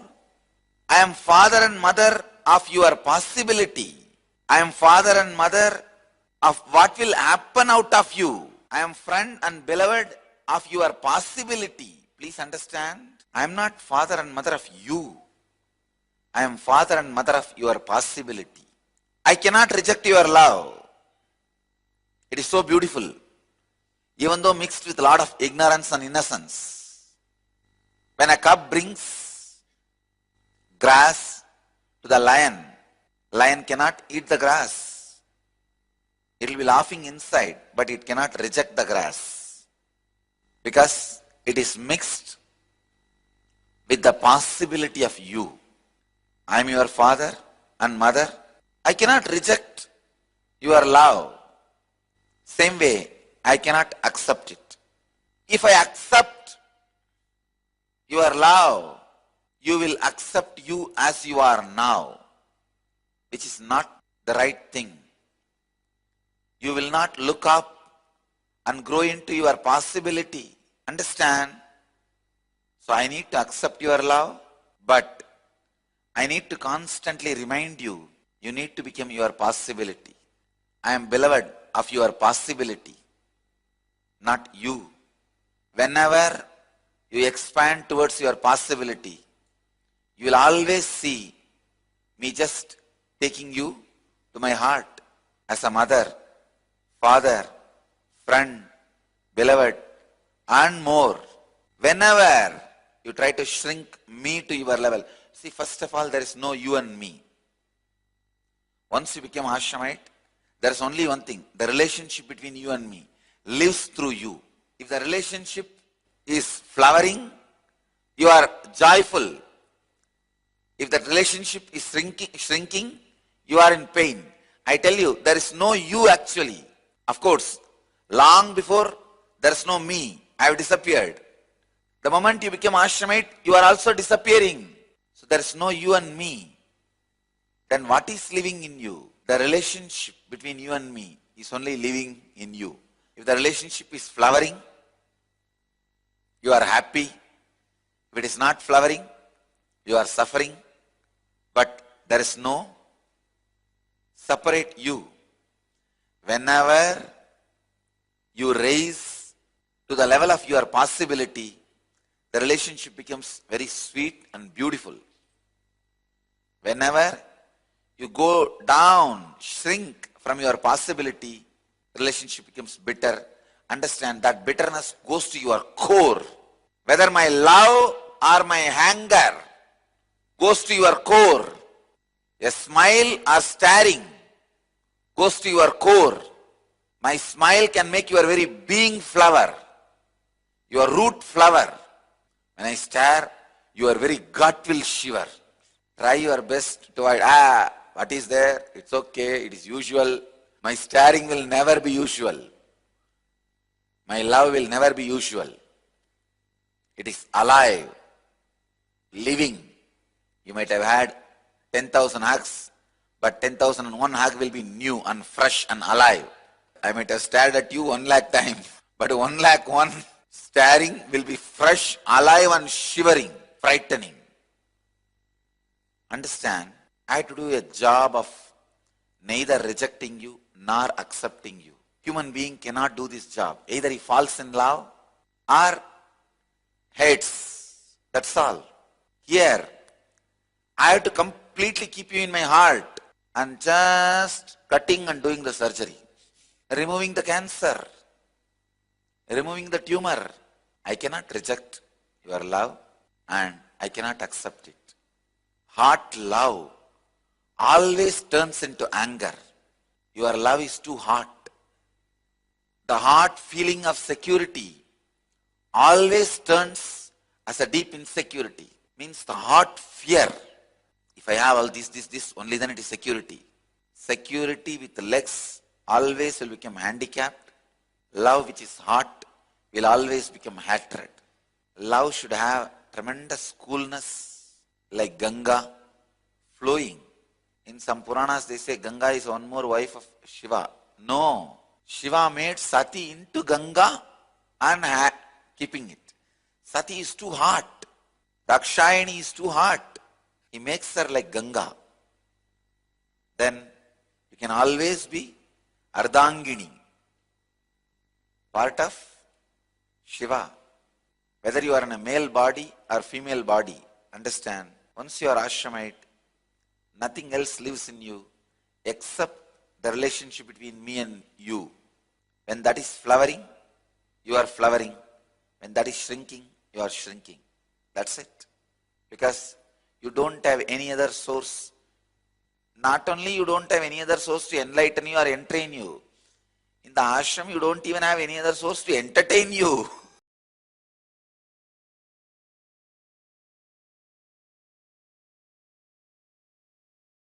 In the heart of St. Kitts and Nevis, where the ocean meets the sky, a historic gathering is unfolding. The United Ancient Nations, a global forum where the world's first and ancient nations unite to share wisdom, confront challenges, and co-create solutions rooted in ancestral knowledge. The United Ancient Indigenous Enlightened Nations represents over 160 indigenous member nations and communities, advocating for more than 300 million people across all continents. Here, ancient wisdom meets modern action, fostering international cooperation, cultural preservation, and sustainable development through indigenous leadership. Beyond dialogue, the UAN experience nurtures the mind, body, and spirit. Sunrise meditation, yoga by the ocean, and cultural celebrations reconnect us to ourselves. Yes, Nithyananda, all of it. So, a beautiful, powerful revelation by Swamiji on Guru himself. Like Swamiji shared on the Leela Dhyana.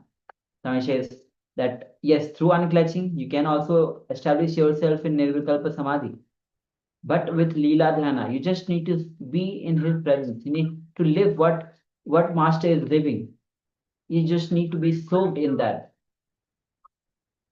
And with unclutching, again and again, you have to bring yourself to unclutching again and again into that space. And how much time it takes? So, Leela Dhyana, Swamiji mentions, is one of the quickest, easiest way to be established in oneness with Swamiji. And Swamiji shares how the 7 layers, as most of us know, especially when we have attended this 21 day of the whole Paramashivoham, the 7 layers that we have, how the 7 layers for us are like walls, but for Swamiji, it is glasses, and enlightenment is just radiating through it.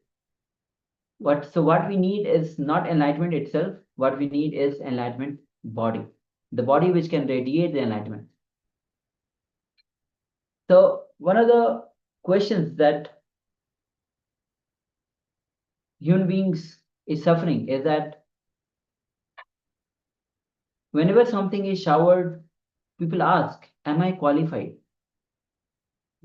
And the only pattern that stops Paramshya showering on you is, you think, am I qualified? If he is showering on you, is he expecting something from me? Is he planning to achieve something through me? Is he looking for something from me? That is when the whole thing collapses. So we'll be taking few minutes, and to look in and identifying all the blind spots that you have related to this. Whether you think, am I qualified? Then look in. Why you think like that? What are the thought patterns that is coming for you?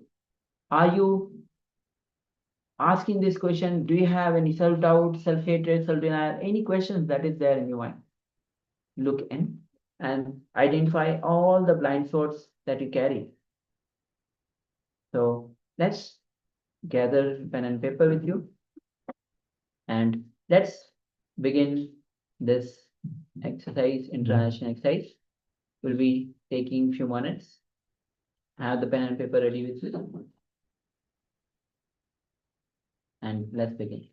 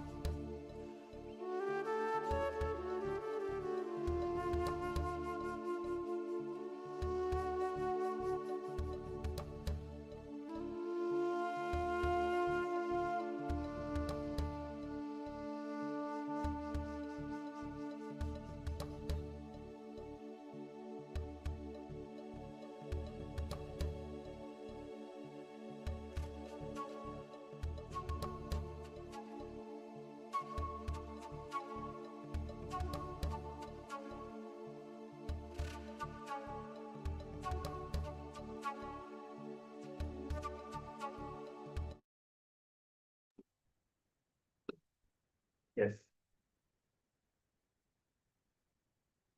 Now, with this internalization, let's move ahead with a round of power manifestation. So every time we manifest or we gain a powerful cognition clicks with us, we must immediately manifest a power so that the powerful cognition goes deeper into our biomemory, muscle memory, and gets settled in there. So now we'll be manifesting the power of the third eye, reading blindfolded. So we request all the participants to please blindfold yourself, put a eye band or a cloth around your eyes, and let's get ready. So requesting all the participants to quickly gather your eye bands and tie your eyes. Start centering yourself in your Anandgandha region. We see a few participants not in front of the camera. Request all of you to be in front of the camera. Yes. Start settling yourself in the Anandgandha region, that is below the heart center and above the navel center. Remember Swamiji in your Anandgandha.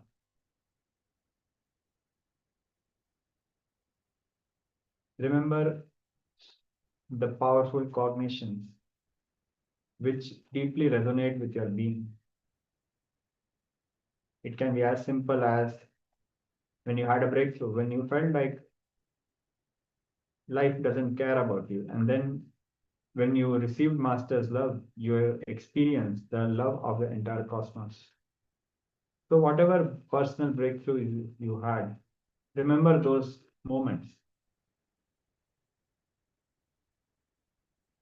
and drop all your incompletions, all your past, all your suffering, and declare the truth that you are Paramashiva. Understand your real identity is you are Bhagavan Shri Nithyananda Paramashiva. Any other identity is delusion. So let's start chanting the Mahavakya. Om Nithyananda Paramashivoham. Om Nithyananda Paramashivoham. Om Nithyananda Paramashivoham. Continue chanting the Mahavakya and bring your attention to the third eye region and look.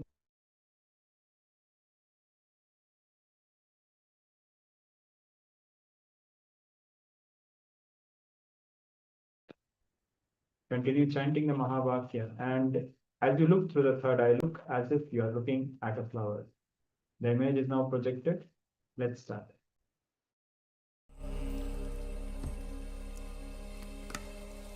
Om Nithyananda Paramashivoham.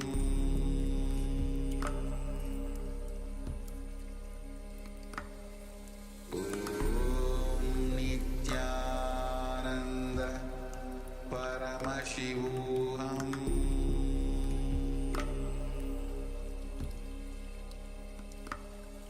Om Nithyananda Paramashivoham. Om Nithyananda Paramashivoham.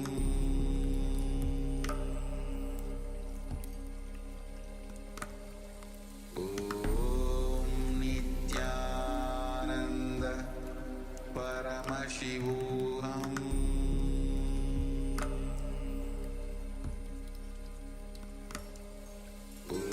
Om Nithyananda Paramashivoham.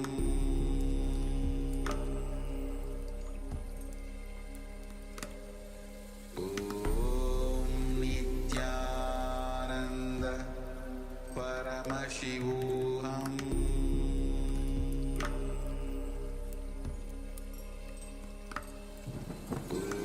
Om Nithyananda Paramashivoham.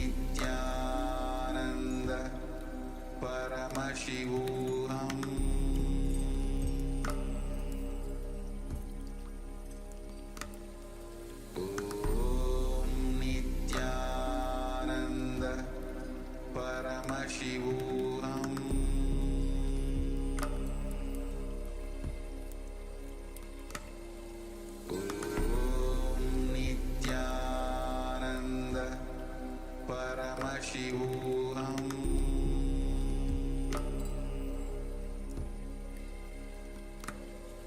Om Nithyananda Paramashivoham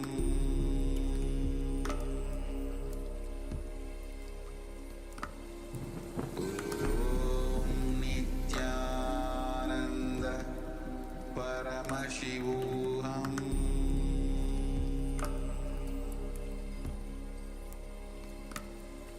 Om Nithyananda Paramashivoham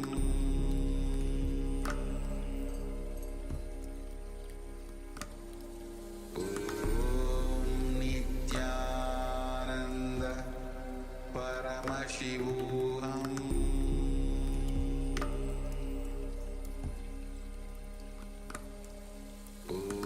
Om Nithyananda Paramashivoham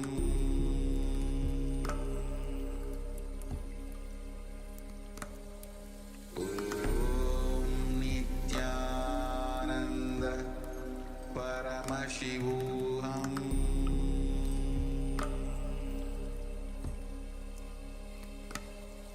Om Nithyananda Paramashivoham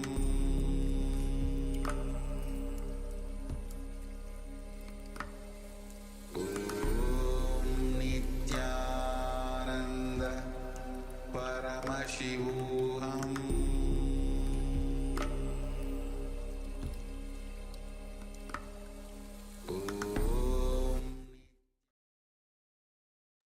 Yes, now you can relax. You can remove your eyelids. You can open your eyes.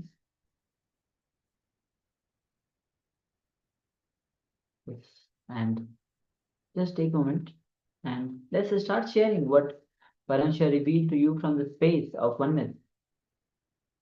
Understanding that every power starts manifesting from the space of oneness. So let's start sharing. When you connect with Swamiji, when you connect with that cosmic energy, simply you start radiating the power. So let's take a moment and let's start sharing. Any detail that was revealed to you, whether you saw the whole picture or you saw some one item, one object in the picture, or you saw the colors, or you had some experience. For example, there might be um, some object like water, so you might be feeling thirsty. So it's very much related to the object. So any experience that you felt, in so many ways it can associate itself the picture. So you do not hesitate for sharing. Please go ahead and let's start sharing.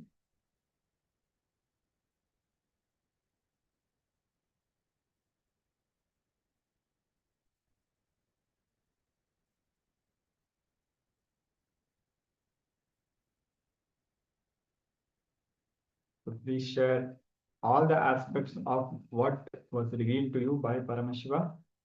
Some of you might have seen a couple of things.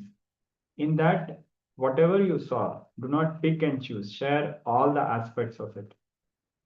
If you saw 5 items, share about all those 5 items. If you had a experience, for example, you felt you are there, what Paramashiva is revealing, you are physically there, then talk about that. All those intuitions and the feelings, the inner feelings which you have, please express them and write them down.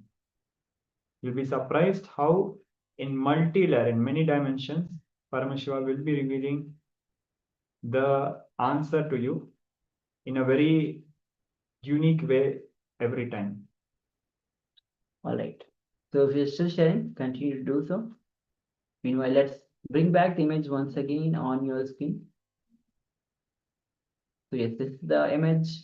So quite a simple image. You can see a laptop, not fully, a very partial part of the laptop. which is point silver color. You can see the numbers. You can see the three sticky notes kind of cards where it says emotional intelligence. There's a image of a head with three gears. There's a light bulb, and it shows it's depicting as if it's glowing, and the whole thing is placed on a wooden table. So yes, this is the image that we had projected. So if you have seen anything, whether it is light, human mind, intelligence, emotions, laptop, you can congratulate yourself. You have successfully manifested the powers of third eye. Understand? Swami says third eye is seat of willpower. When your will aligns with Paramashiva's will, simply the manifestation, what you want to manifest, simply starts manifesting. All right. So with this, we'll be now entering into the next revelation by Swamiji, which is actually through a story of lion and cub story. It's actually one of the most popular satsang by the Supreme Pontiff of Hinduism. So first, Swamiji explained how Guru comes into your life. What is Guru himself? Swamiji himself explained why Guru is, who is Guru, why Guru is important in our life. And once we have understood that, we'll be now slowly entering into the next relation where Swamiji will be taking us, guiding us how the Guru transforms our life. So this whole story is about you actually. How Guru slowly takes you further, next step, and transform you till you reach that space. So we'll be entering into this revelation with Swamiji. Can you come to the space of listening and let's begin. After a few years, again he starts thinking, he starts analyzing what is going on. I am just living the same life, eating, moving around, and just normal life. I feel something seriously is missing. I am missing something. I found whatever a person can get, best things, but inside me some emptiness, something is empty. I don't feel fulfilled. What is happening to me? He started searching. The seeking starts. Maybe he's around the age of 40. He's around the age of 40. Then suddenly one day, lion attacks the sheep again, attacks the flock again. When the lion attacked the flock, all the sheep ran away. This lion sheep, neither lion nor sheep, the lion sheep, it neither felt like running away, nor it had the courage to stand and face. Because the guy who is trying to attack, he looks so graceful. Something is different. He has never seen a being or a beast like this. So slowly, somehow, unconsciously, this lion sheep feels attracted towards lion. Because of that attraction, neither he ran away, nor he had the courage to stand, because he thinks he is a sheep. So he slowly walks, looking at the lion, he walks. He is walking behind, but looking at the lion. His face is towards the lion, but he is slowly walking. Lion straight away comes near him and catches him. This fellow starts blurting, "Oh, leave me, don't kill me, don't kill me." Lion says, "Fool, I have not come to kill you. You are a lion. Why are you shouting? Why are you blurting? Why are you thinking that I am going to kill you? You are a lion." He said, "Lion." Then the sheep lion started thinking that this lion is trying to cheat and take him to the forest. So he got frightened. No, no, no, leave me, leave me. Don't tell me all these things. Leave me, leave me. Lion said, fool, you are a lion. Why don't you understand? He said, no, no, no, no, I am sheep. And somehow he escaped and ran away. Even though he escaped and ran away, he is not able to forget the lion. He is not able to forget the lion. After 1 week, again, he started feeling like meeting the lion. 1 week that fear will be there. Once you have the first experience, there will be little fear after the first experience. And after a week, the fear slowly subsided. This guy started thinking again, I think I should meet that lion once more. One part of the mind is saying, no, no, no, I am afraid, he may kill me. The other part of being is saying, no, no, no, it was a bliss, such a bliss, so beautiful, was so graceful, I think we should meet him. Please be very clear, unless you have enlightenment within yourself, you will not feel attracted towards an enlightened person. If you feel attached, if you feel connected, if you feel that you are in tune with an enlightened person, be very clear, you have enlightenment within you already. If you don't have that already within you, you will not even feel connected.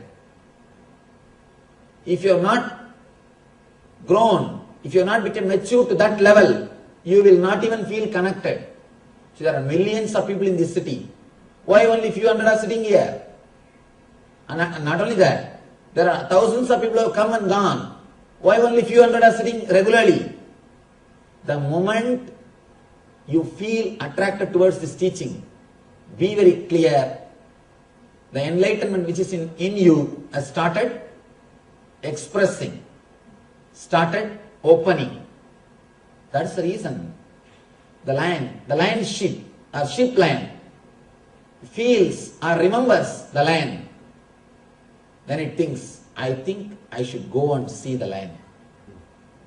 But how to see? You don't know. Lion never sends flyer. Here I am doing program. Now you can meet me there. How to see? But he waits. This sheep lion always comes near the forest. He comes to the boundary of the forest, the boundary of the meadow and the forest. He waits there every day. Can I catch the glimpse of the lion? After 2-3 months, again once more the lion appears. But the moment this sheep lion sees the lion, again he is caught in the fear. He is waiting more than 3-4 months to see the lion, but the moment he saw him, again the fear came up. This time the lion came near and asked, how are you? The sheep lion said, he started blurting again. I said, no, no, no, no, no, I'm. He's not able to answer, but he is not running away. Earlier he ran away, this time he is not running away, but he is not able to answer. The lion said, don't worry, if you are afraid, I will go away.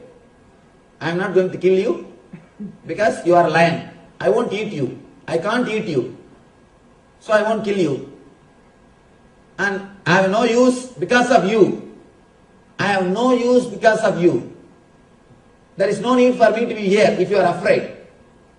If you are not afraid, I will stay here and spend few minutes with you. Otherwise I am going. When the lion started walking back, the sheep lion shouted, no, no, no, no, no, please be here, please be here. Please spend few minutes with me. Then the sheep lion says, don't come very close, you can stand little distance, but talk.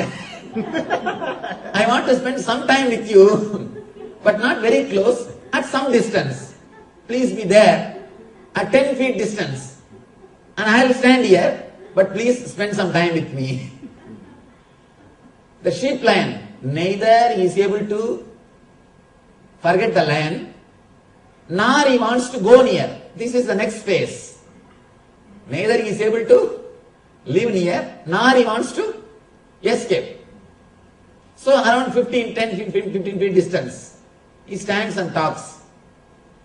But again and again, the lion is saying, you are lion, fool, you are thinking you are a sheep, and you are living with that other, your friends, they are not your friends, they are not your life, this is not the way you are supposed to live. This guy starts thinking. Slowly the doubt, maybe this lion is trying to take me inside the forest and eat. That doubt has disappeared. Now, the sheep lion understood. Lion is not saying all these things because lion has got some benefit. No, lion has no benefit because of me. It has no benefit by me. I have nothing to offer to him. And he is not going to have any benefit from me. Only when that confidence comes, only when that happens in disciple's mind, he starts trusting the words of the master. That is why in the Vedic system, spiritual knowledge is always free. We believed spiritual knowledge is free unless you understand, no way I am going to contribute to the master. No way master is missing me. I am not going to add anything to him which he is not having. Only when you understand that, you will start trusting his words. The trust between the master and disciple will happen only when disciple understands, I have nothing to add in his being. He has got enough of everything. He is overflowing. He is sharing because he is overflowing. He is not giving anything to take something from me. He is just overflowing. It is his very being. You can never teach just through verbal language. All communication happens, more than 90%, only through body language. You can never learn through verbal language. It is always body language which teaches. I have seen people, how many video discourses they may see, DVDs they may see, but they don't understand unless they come and sit in front. When they come and sit in front, one discourse is enough to transform them. If they sit and watch the TV, the DVD, the recorded discourses, how many they may watch, but never the transformation happens. Transformation never happens. For transformation, the direct touch is necessary. Master is the person who can give the direct touch, who can radiate the presence, who can teach through body language. It is not even teaching, it's like awakening. He just awakens you by his presence, by his space. He creates such a wonderful space in which automatically you are awakened. Beautiful story from Vivekananda, a great enlightened master. Let me narrate that story. That will give you an idea how master awakens the disciple just by his presence.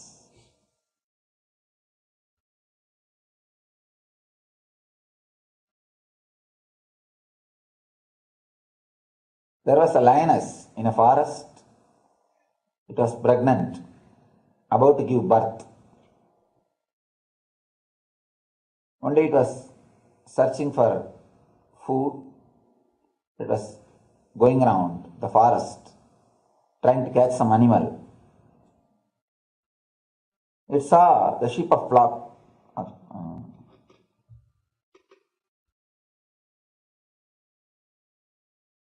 and jumped when it was trying to attack. It just gave birth to a lion and died there itself because jumping is too much. It was not able to manage or maintain. Gave birth to a lion and died. The cub was left orphan. Nobody was there to attend. These goats, they somehow felt very friendly with this cub, and they took this cub. Cub started growing with these goats. They started drinking the goat's milk and started eating the grass, almost living like a goat. And actually, one more thing, the way in which you are brought up, that is the way you will have an idea about yourself. And don't think we are human beings just by birth. You walk with two legs because you are taught and you are brought up in that way. Otherwise, naturally, you will be still animals.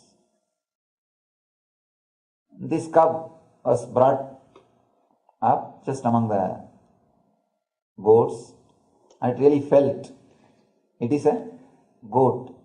It used to eat the grass and drink the goat's milk and play with the goats, live like a goat and create sound just like a goat. After a few years, one day, one lion was again attacking that same group, and it saw a cub along with the goats, and it just attacked that cub, brought the cub out of the group. Cub started shouting, leave me, don't kill me, don't kill me. Lion said, don't worry, I won't kill you, you are not a goat. Cub said, don't tell me all these things. Don't kill me, don't kill me. Just give me that assurance that you will not kill me. Lion said, don't worry, I will not kill you. It just left. The cub ran, and his cub escaped and ran. Next day again, lion attacked the same group. Again it attacked the same cub and brought it out. Again the cub started shouting, crying, oh, don't kill me, don't kill me, leave me. Lion said, don't you understand? I am not catching you to kill you. Understand, you are not a goat, you are a lion. Again the cub started crying, no, I am lion, I am goat only. Don't kill me. Anyhow, lion tried its best to convince the cub. Cub is not ready to get convinced. Lion left the cub. All right, go. Third day, slowly the cub started feeling somehow connected with the lion. It started remembering the lion again and again. Why should he catch me? Twice he caught me. He could have killed me.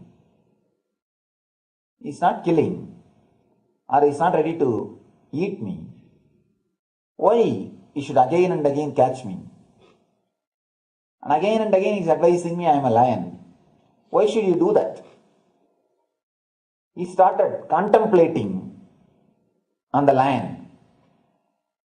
Something of that lion, some quality of that lion started attracting him. In the heart, without his knowledge, unconsciously, he started contemplating on the lion. Third day, when the flock crossed that area, the cub stood and watched whether the lion is coming or not. Fourth day, the cub started waiting in that same area to have a glimpse of lion. Now lion appeared again, came near the cub. This time it doesn't have to catch the cub. Cub just stood. Cub started trusting the lion. Just stood. Lion said, how are you? How you are doing? After a few words, lion called the cub. Why don't you come and spend some time with me? The moment cub heard this word, got frightened. You can see and spend few minutes, but he is not courageous enough to go with the lion. Again the cub escaped. After a few days, again the cub saw the lion. Now he has got some courage. And not only that, slowly it has developed a little bit attachment towards the lion. This time he brought a little bit of grass to the lion to offer. Sir, why don't you eat this? Lion also has to act as if it is a goat. It has to show to the cub that he is not somebody superior, he is not somebody away, he is not somebody different. So he acted as if he is eating the grass. Now slowly the cub has started trusting the lion. Now lion started acting. Instead of telling the cub that you are the lion, lion started acting as if it is goat. So that the trust can happen between the cub and lion. Slowly, cub started trusting the lion. One day cub was ready to go with lion to the nearby river, a picnic.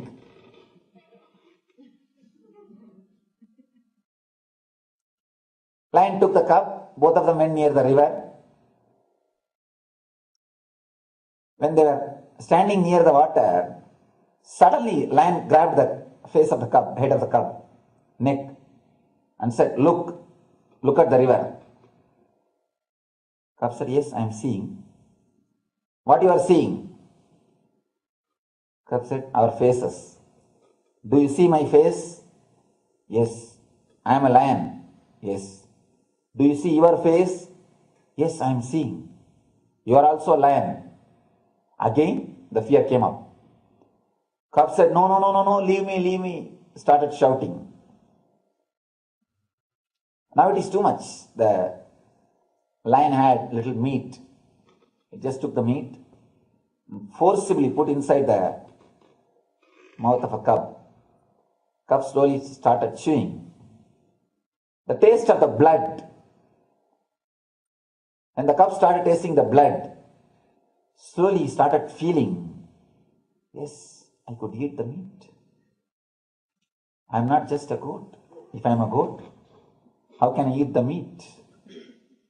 The first experience that I am the lion started happening.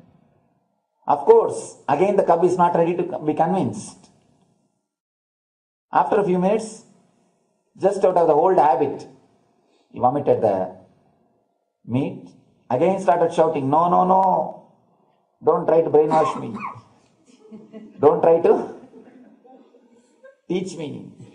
I am goat. He started running.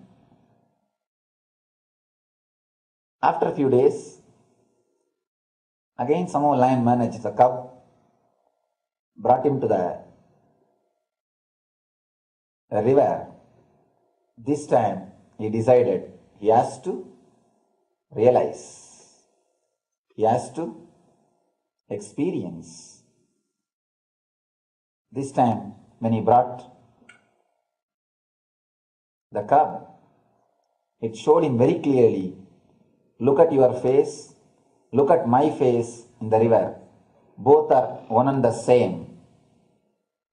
And eat this fresh meat. He gave him the fresh meat to eat, to taste. And naturally, taste of the blood made the cub to realize it is not a goat. It is lion. And he removed him. He removed the cub. Left him in the forest. He didn't let him to stay with the goats. When he has to live in the forest, naturally, he has to search for his food. He has to hunt. He has to go around. He started hunting. He experienced completely who he is and started living as a lion. Beautiful story. I don't know how Vivekananda came up with this story. This is exactly the same thing happens between you and the master. Exactly same thing. or the things happening in the outer world are no way connected to your response from the inner world. In the same way, the thoughts which is rising in your inner world are no way connected to your identity which you have about yourself in the inner world. You have two identity. One which you show for others, another one which you keep it for yourself. Both are lies. Let it be very clear, you always think the identity which you show to the world is lie, and the identity which you have about yourself, within yourself, is a truth. Let it be very clear, the identity which you are keeping within yourself, about yourself, that is a big lie. That is also a lie. Your response or your thoughts related to your identity which you are showing outside to the outer world, and to the identity which you are keeping in your mind about yourself, both are completely unclutched. It's a lie. People come and tell me, they always come and express their guilt. Swamiji, actually I am a different kind of person, but I am showing outside as if I am courageous and a nice, honest person. I don't know how to bridge the gap. Let it be very clear, the guilt which you are carrying, or the personality which you are carrying which creates guilt in you, that is also a pure lie. If you think the personality which you are carrying inside is true, and the personality which you are projecting to the outer world is a lie, you will start thinking about morality. All your morality is the gap between these two, or the gap between these two only creates the idea about morality. I am talking very subtle, but the basic truth about life. The first step to learn love is go through identity crisis. You should be completely in the crisis of not knowing what your identity is. Literally going through acid wash. All the ideas you carry will be broken to pieces, including the idea about you. It's like only after going through the surgery, you can be out of tumor. Only after going through the identity crisis, you know what is being and loving and life itself. The best place to go through the surgery is hospital. Best place to go through the identity crisis is Jnanapeetham. You can go through the surgery on your own also in the house. You can just cut and try to take the tumor. But you don't know whether you will be alive after that. Same way, if you try to go through this identity crisis outer world on your own, you don't know whether you will stand up after that or not. Identity crisis is a basic requirement for you to flower as a new being. Yatra, spiritual pilgrimage, is such an important dimension for every spiritual seeker. Getting out of the place you are living, where your identity is living, where people perceive in their own way about you, first gives you the freedom to be out of your identity. When you go to these high energy centers like Kailash, not only your old identity is removed, the possibility for the growth of new consciousness happens. Especially with an enlightened being, he will properly use that situation and create identity crisis in you, and clear your old identity and create complete new inner space. The identities you carry, social identity, professional identity, racial identity, national identity. Sometimes you think You identify yourself based on your religion, your country, your race, your caste, your community, your creed. Please understand, this racial identity, national identity is responsible for millions of people dying every year in the planet Earth. World's worst terrorist on the planet Earth is racial and national identity. Please understand, largest number of deaths on the planet Earth is caused by racial and national identity. The moment you feel you belong to certain geography, you are ready to sacrifice your life for that geography. People die, especially youngsters. Millions die in the war fields. And without any guilt, without any even second thought, people kill people just because their national identity. Identity you create because of your geography. I tell you, most uncivilized act is killing people because of your racial and national identity. It is so unfortunate still human beings have not evolved from that low conscious of killing people, destroying people because of racial and national identity. Same way, the racial identity is responsible for all religious and communal terrorism.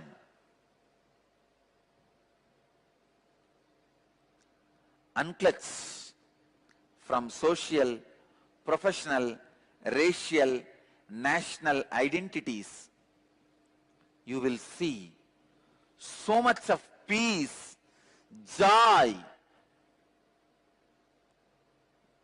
bliss happening in you. Universal intelligence awakens in you the moment you unclutch from low-level identities. The moment you unclutch from racial, national identities, immediately the universal intelligence awakens in you. Unclutching from the inner world identities like parental conditioning, ahankara and mamakara. Ahankara means the idea you project about yourself to others. Mamakara means the idea you believe about you as you inside you. See, always the idea you project to others about you will be more than what you are. Mamakara, the idea you believe about you in the inner self is always lower than you. Idea you project on others, an idea you project on yourself.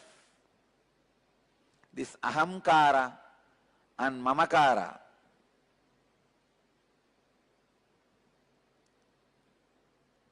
your whole life is nothing but the fight between the ahankara and mamakara. Means the identity you project in the outer world and the identity you believe as you in the inner world.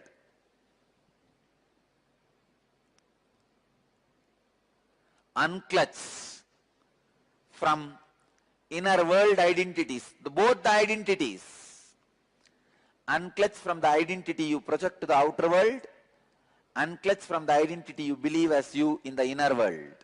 Swamiji, can you please elaborate on what a seeker undergoes during an identity crisis? He undergoes everything other than clarity.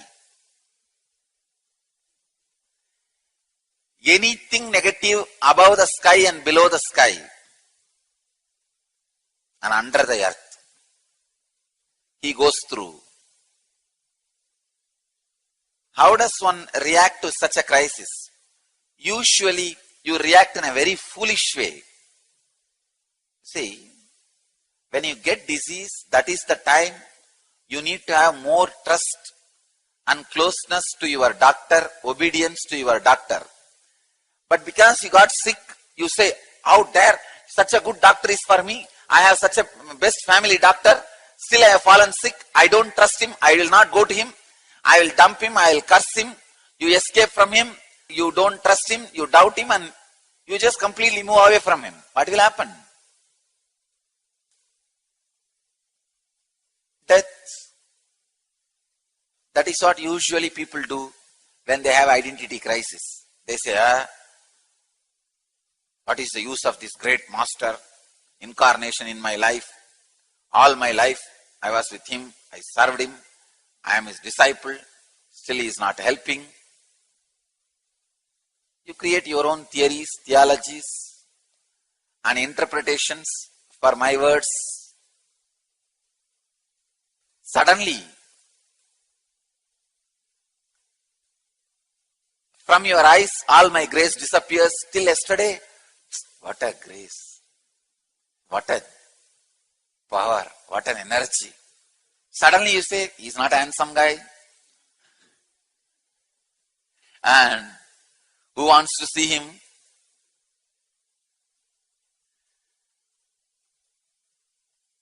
Suddenly, everything looks like a pain. And even if he helps, who knows whether I will be able to retain that help and stay in that state itself. Your foolishness does everything, all asanas, Sarasasana, Chakrasana, Surya Namaskar, everything your foolishness does, other than finding solution. When you have identity crisis, that is the time you need to have more trust on the master. You need to be more close to him. You need to be available to him. You need to do what he says. It is unfortunate how much ever you tell human beings, only during the identity crisis, they get bumped out of this whole enlightenment machinery. Master's mission is enlightenment machine. But when you go through the identity crisis, you get bumped out. It's like the car assembly line, just before engine being put, the car gets bumped out. What is the use? Just before the engine's installation, the car gets bumped out. Maybe it can be used as a bullock cart, not as a car. If a car gets bumped out in the assembly line before the engine being fixed,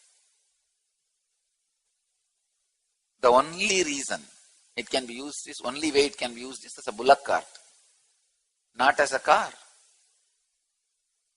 Many times, only when you go through the identity crisis, you escape, you get bumped out very foolishly. You are asking, can such a crisis bring about laziness and boredom? What laziness and boredom? It will bring destruction. It's like you are asking, if I drink poison and don't take medicines, will I have boils on my skin? Will I have any ulcer in my stomach? What ulcer? You are going to have cancer. Come on. Boredom and laziness is very small problem. Please understand. Till you become one with the cosmic identity, your identity will be constantly going through a crisis. How can a straw which is floating on the ocean be safe, comfortable, settled? No. Till it disappears into the ocean, it cannot be settled. Identity crisis is a two-word. Identity itself is the meaning of identity crisis. You don't need to use two words, identity crisis. If you just use the word identity, that's enough. Identity will have crisis, that's all. That is the truth. As long as you have identity, it will have crisis. Normally in the society, when you have identity crisis, you always have escaping routes, exit routes.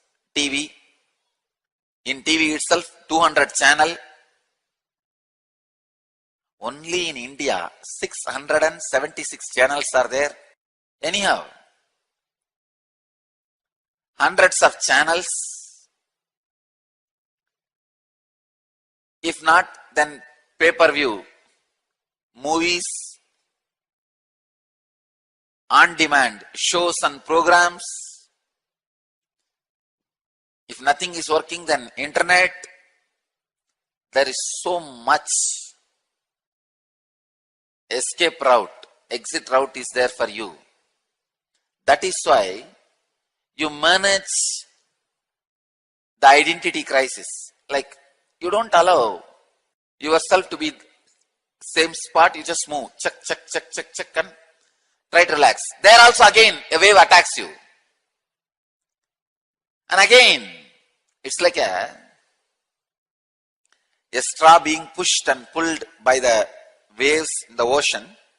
Slowly that straw goes and hides itself near a boat, small boat.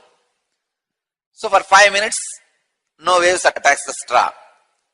But after a few minutes, the boat moves. Then again the straw is pulled and pushed this side and that side by the waves. Again this fellow goes and hides behind another one small boat. These boats behind which you hide is this entertainment programs.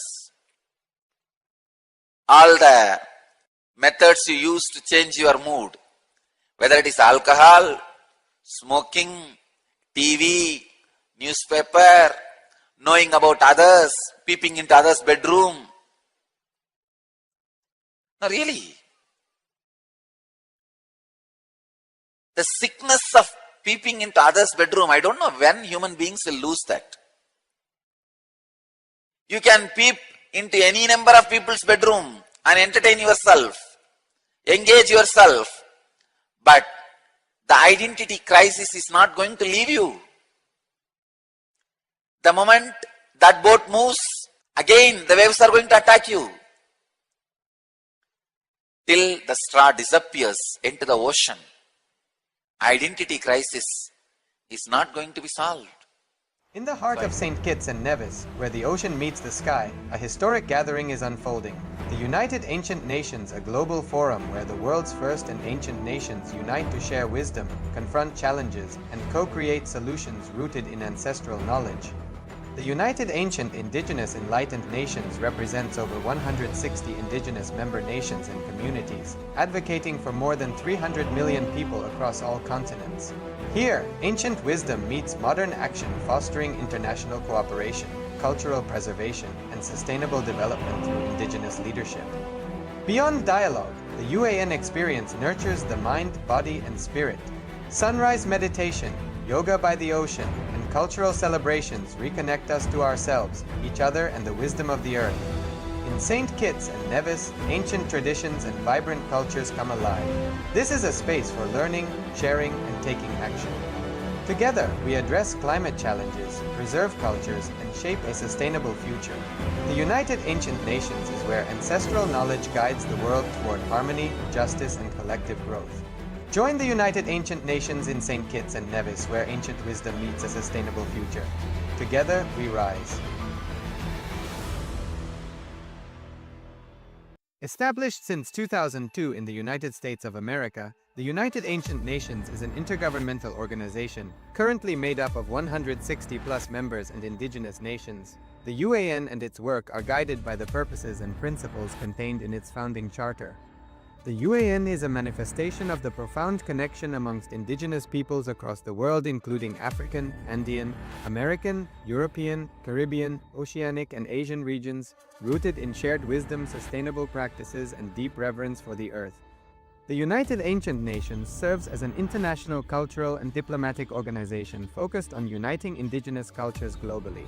Our governance structure is council-based without territorial claims, led by a collective leadership through our General Secretariat as a non-state entity.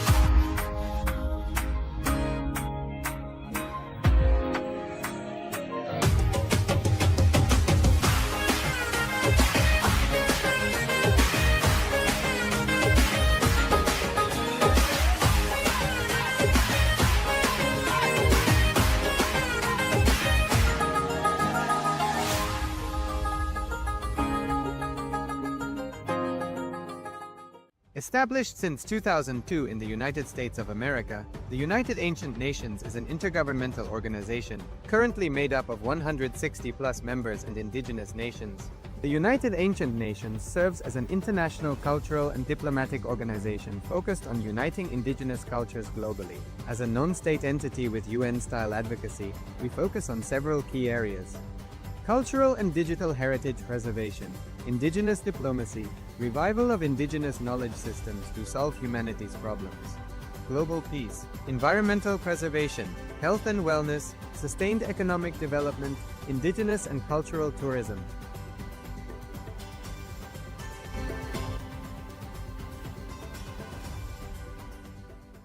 In the heart of St. Kitts and Nevis, where the ocean meets the sky, a historic gathering is unfolding.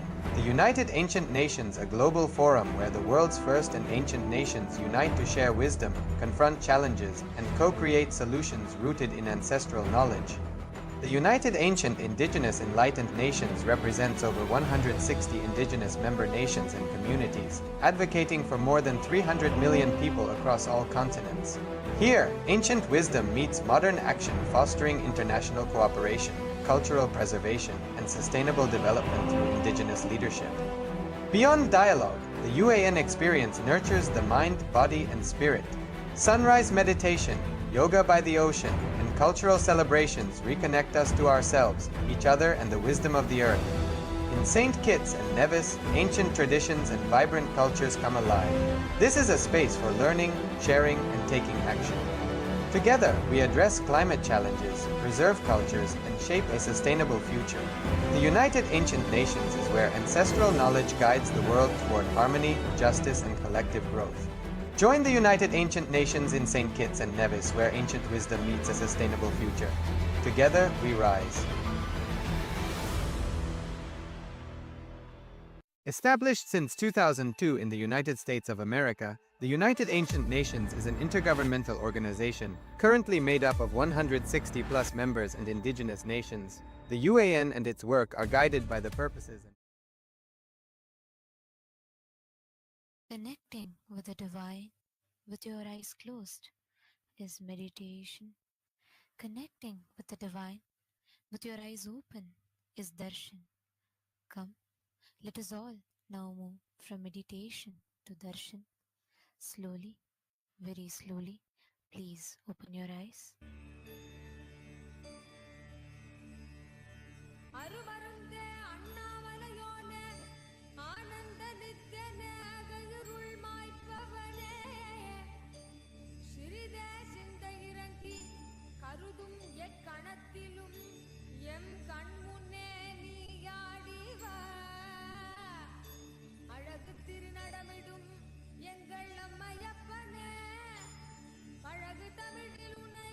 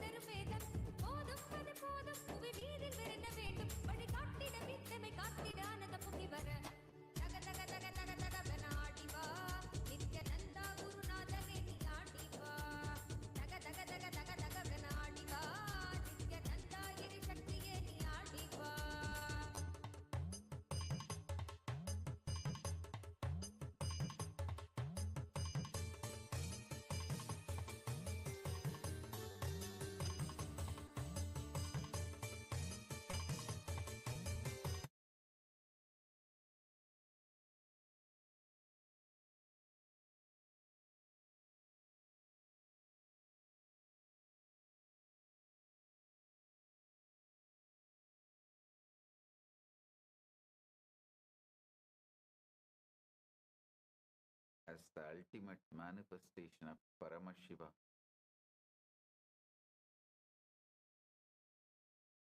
I bless you all with Paramadvaita. Paramadvaita Praptiras. All the Chit Sabha members, Rajya Sabha members, Adinavasis, devotees, disciples, blessings to all of you. Now, the auspicious moment of Surya Grahana, the solar eclipse,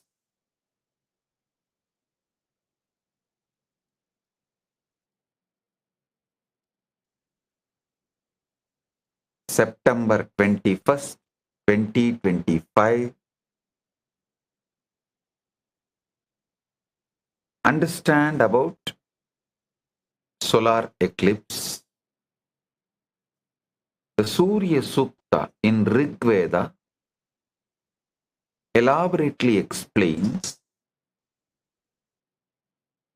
eclipse as the child of waters,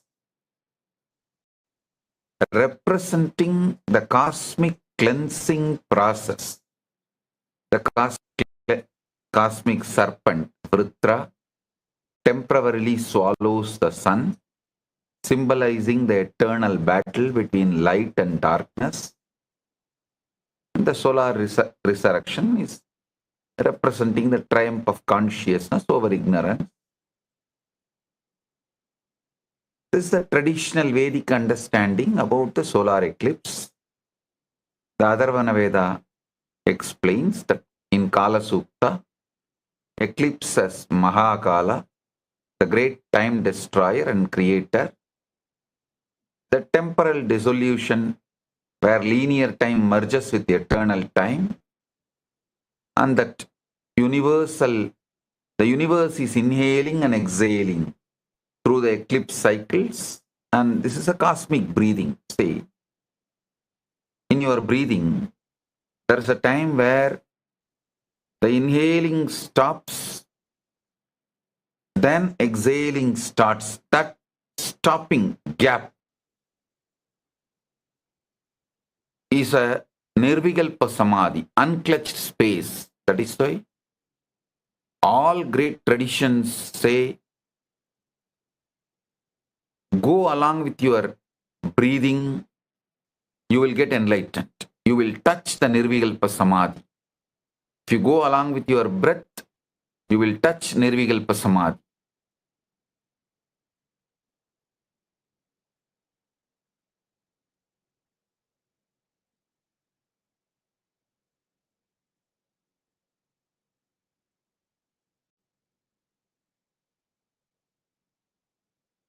Now, this is the exact moment the Brahmanda Prana, the universe breathing, stops, takes turn.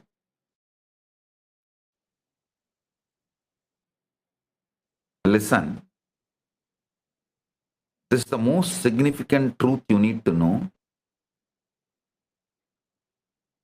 When you inhale, at one point, inhaling stops, then exhaling starts. That zone is called neutral zone. That point is a neutral zone. Same way, after you exhale, your exhaling stops at one point and inhaling starts. That point is a neutral zone. In that neutral zone, you are always in Nirvikalpa Samadhi. If you touch that neutral zone, you will achieve Nirvikalpa Samadhi. How many of you know that first technique Paramashiva reveals in Vijnana Bhairava Tantra is this: touching the neutral zone.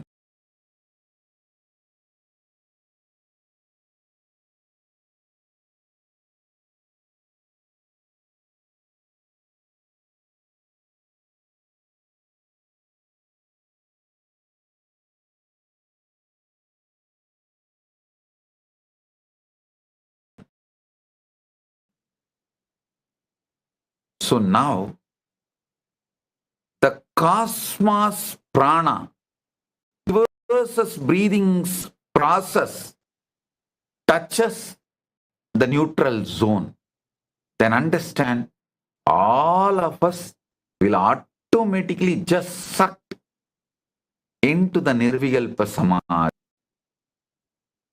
Especially when solar eclipse happens and the Bhavishya Purana explains. I'll give you one reference from Bhavishya Purana. Bhavishya Purana says, when Surya enters the constellation of the Virgin, means Kanya Rasi, Virgo, during the time of cosmic churning, the great transformation shall unfold upon earth. The darkness shall reveal hidden truths. The humanity shall witness the preparation for divine incarnation. Karma restoration, avatar consciousness activation will happen. Understand, this is directly from Bhavishya Purana. You should know now exactly it is happening. As Bhavishya Purana explained, this solar eclipse, today's solar eclipse, today's Surya Grahana is happening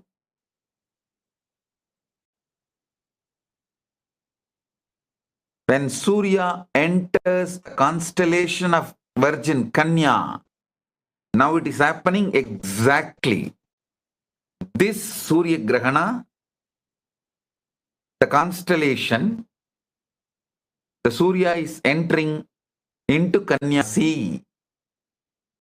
And all of you may be aware, I happened in Kanya Rasi, Chitra Nakshatram, Kanya Rasi. So this is specifically told in Bhavishya Purana, the avatar consciousness awakening.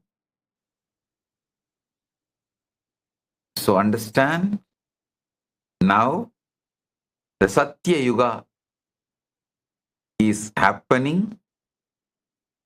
Satya Yuga is beginning, and it is time all of you should be awakened as Kalki. All of us put together is Kalki. So understand, all of us put together, the Kalki will manifest Surya Grahe, Chandra Grahe, Mahapataganasanam, Snanam, Danam, Japam, Homam, Sarvabhava Pranasanam. So now, we are all supposed to do Snanam, Danam, Japam, Homam. What japa we should do? What should be the process? Very clearly our Puranas say, I'll give you the reference.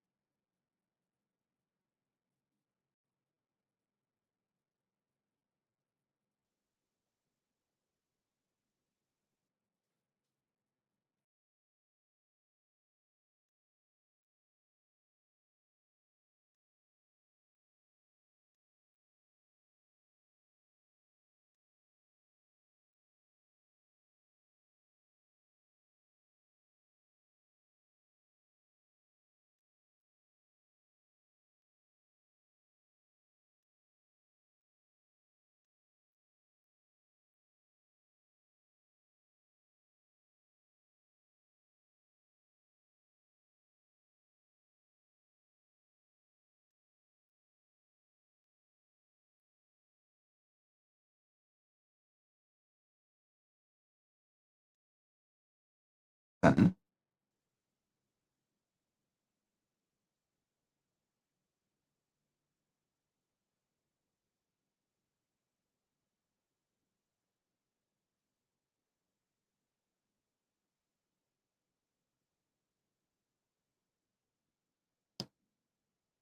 Surya Gayatri. Om Bhaskaraya Vitmahe Mahat Yudigaraya Dhimahi Tanno Aditya Prachodayat.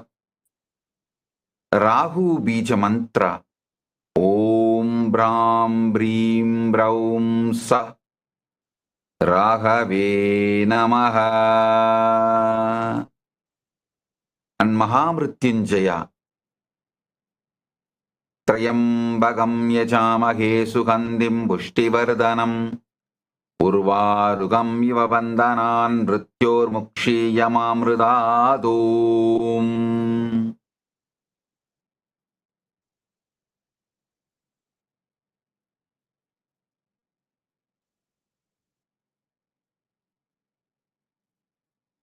Listen,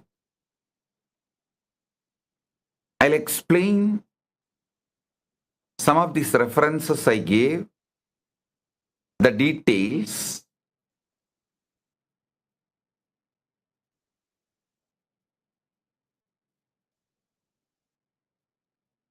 This moment,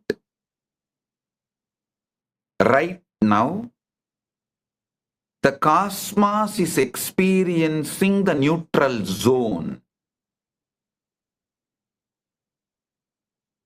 The inhaling has stopped, exhaling has not yet started. That neutral zone is the eclipse time. The cosmos is naturally settling in Nirvikalpa Samadhi. Let us all use these few hours to settle in neutral zone and experience Nirvikalpa Samadhi.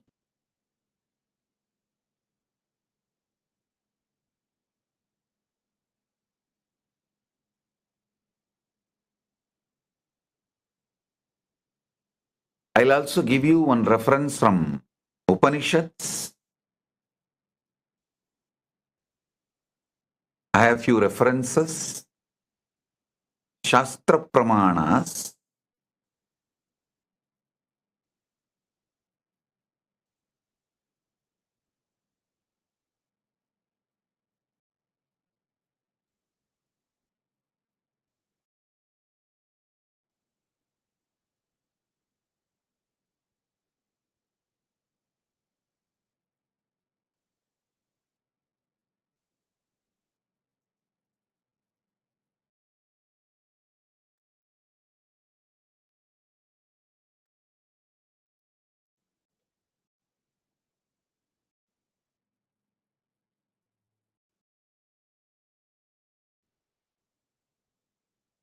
I want all of you to know why I give so much importance to Shastra Pramana.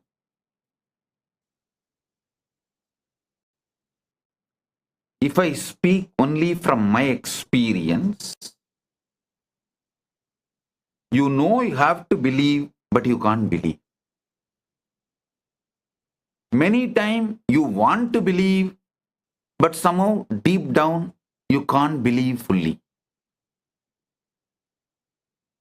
But if I give you the Shastra Pramana from the authentic scriptures, the authority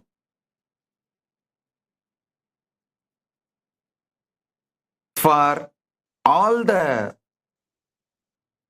spiritual matters, the Shastras, if I give the Shastra Pramana, then you just know this is the truth.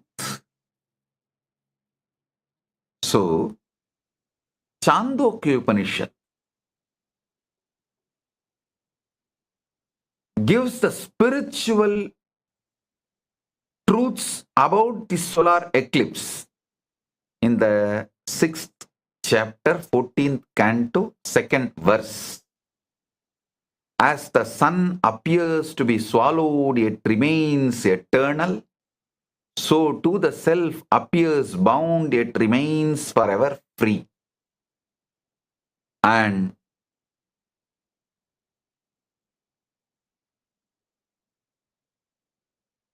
the time of the eclipse is best for Brahma Vidya initiation and manifesting Brahmajnana.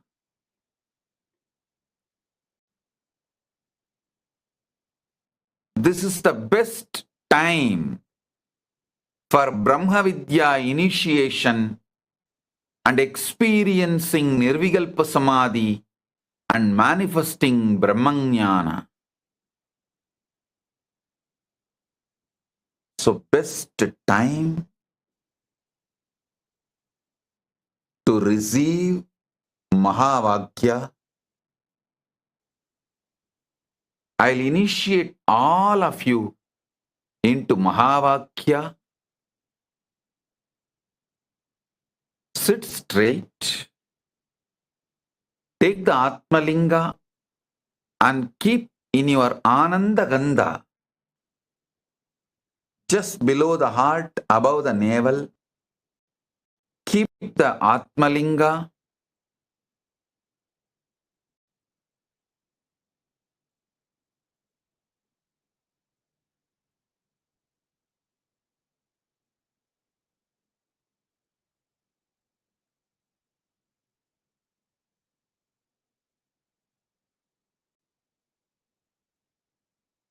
And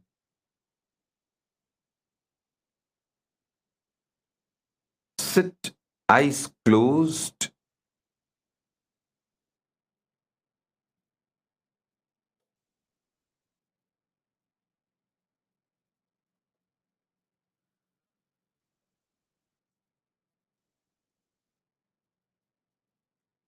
I'll initiate you all.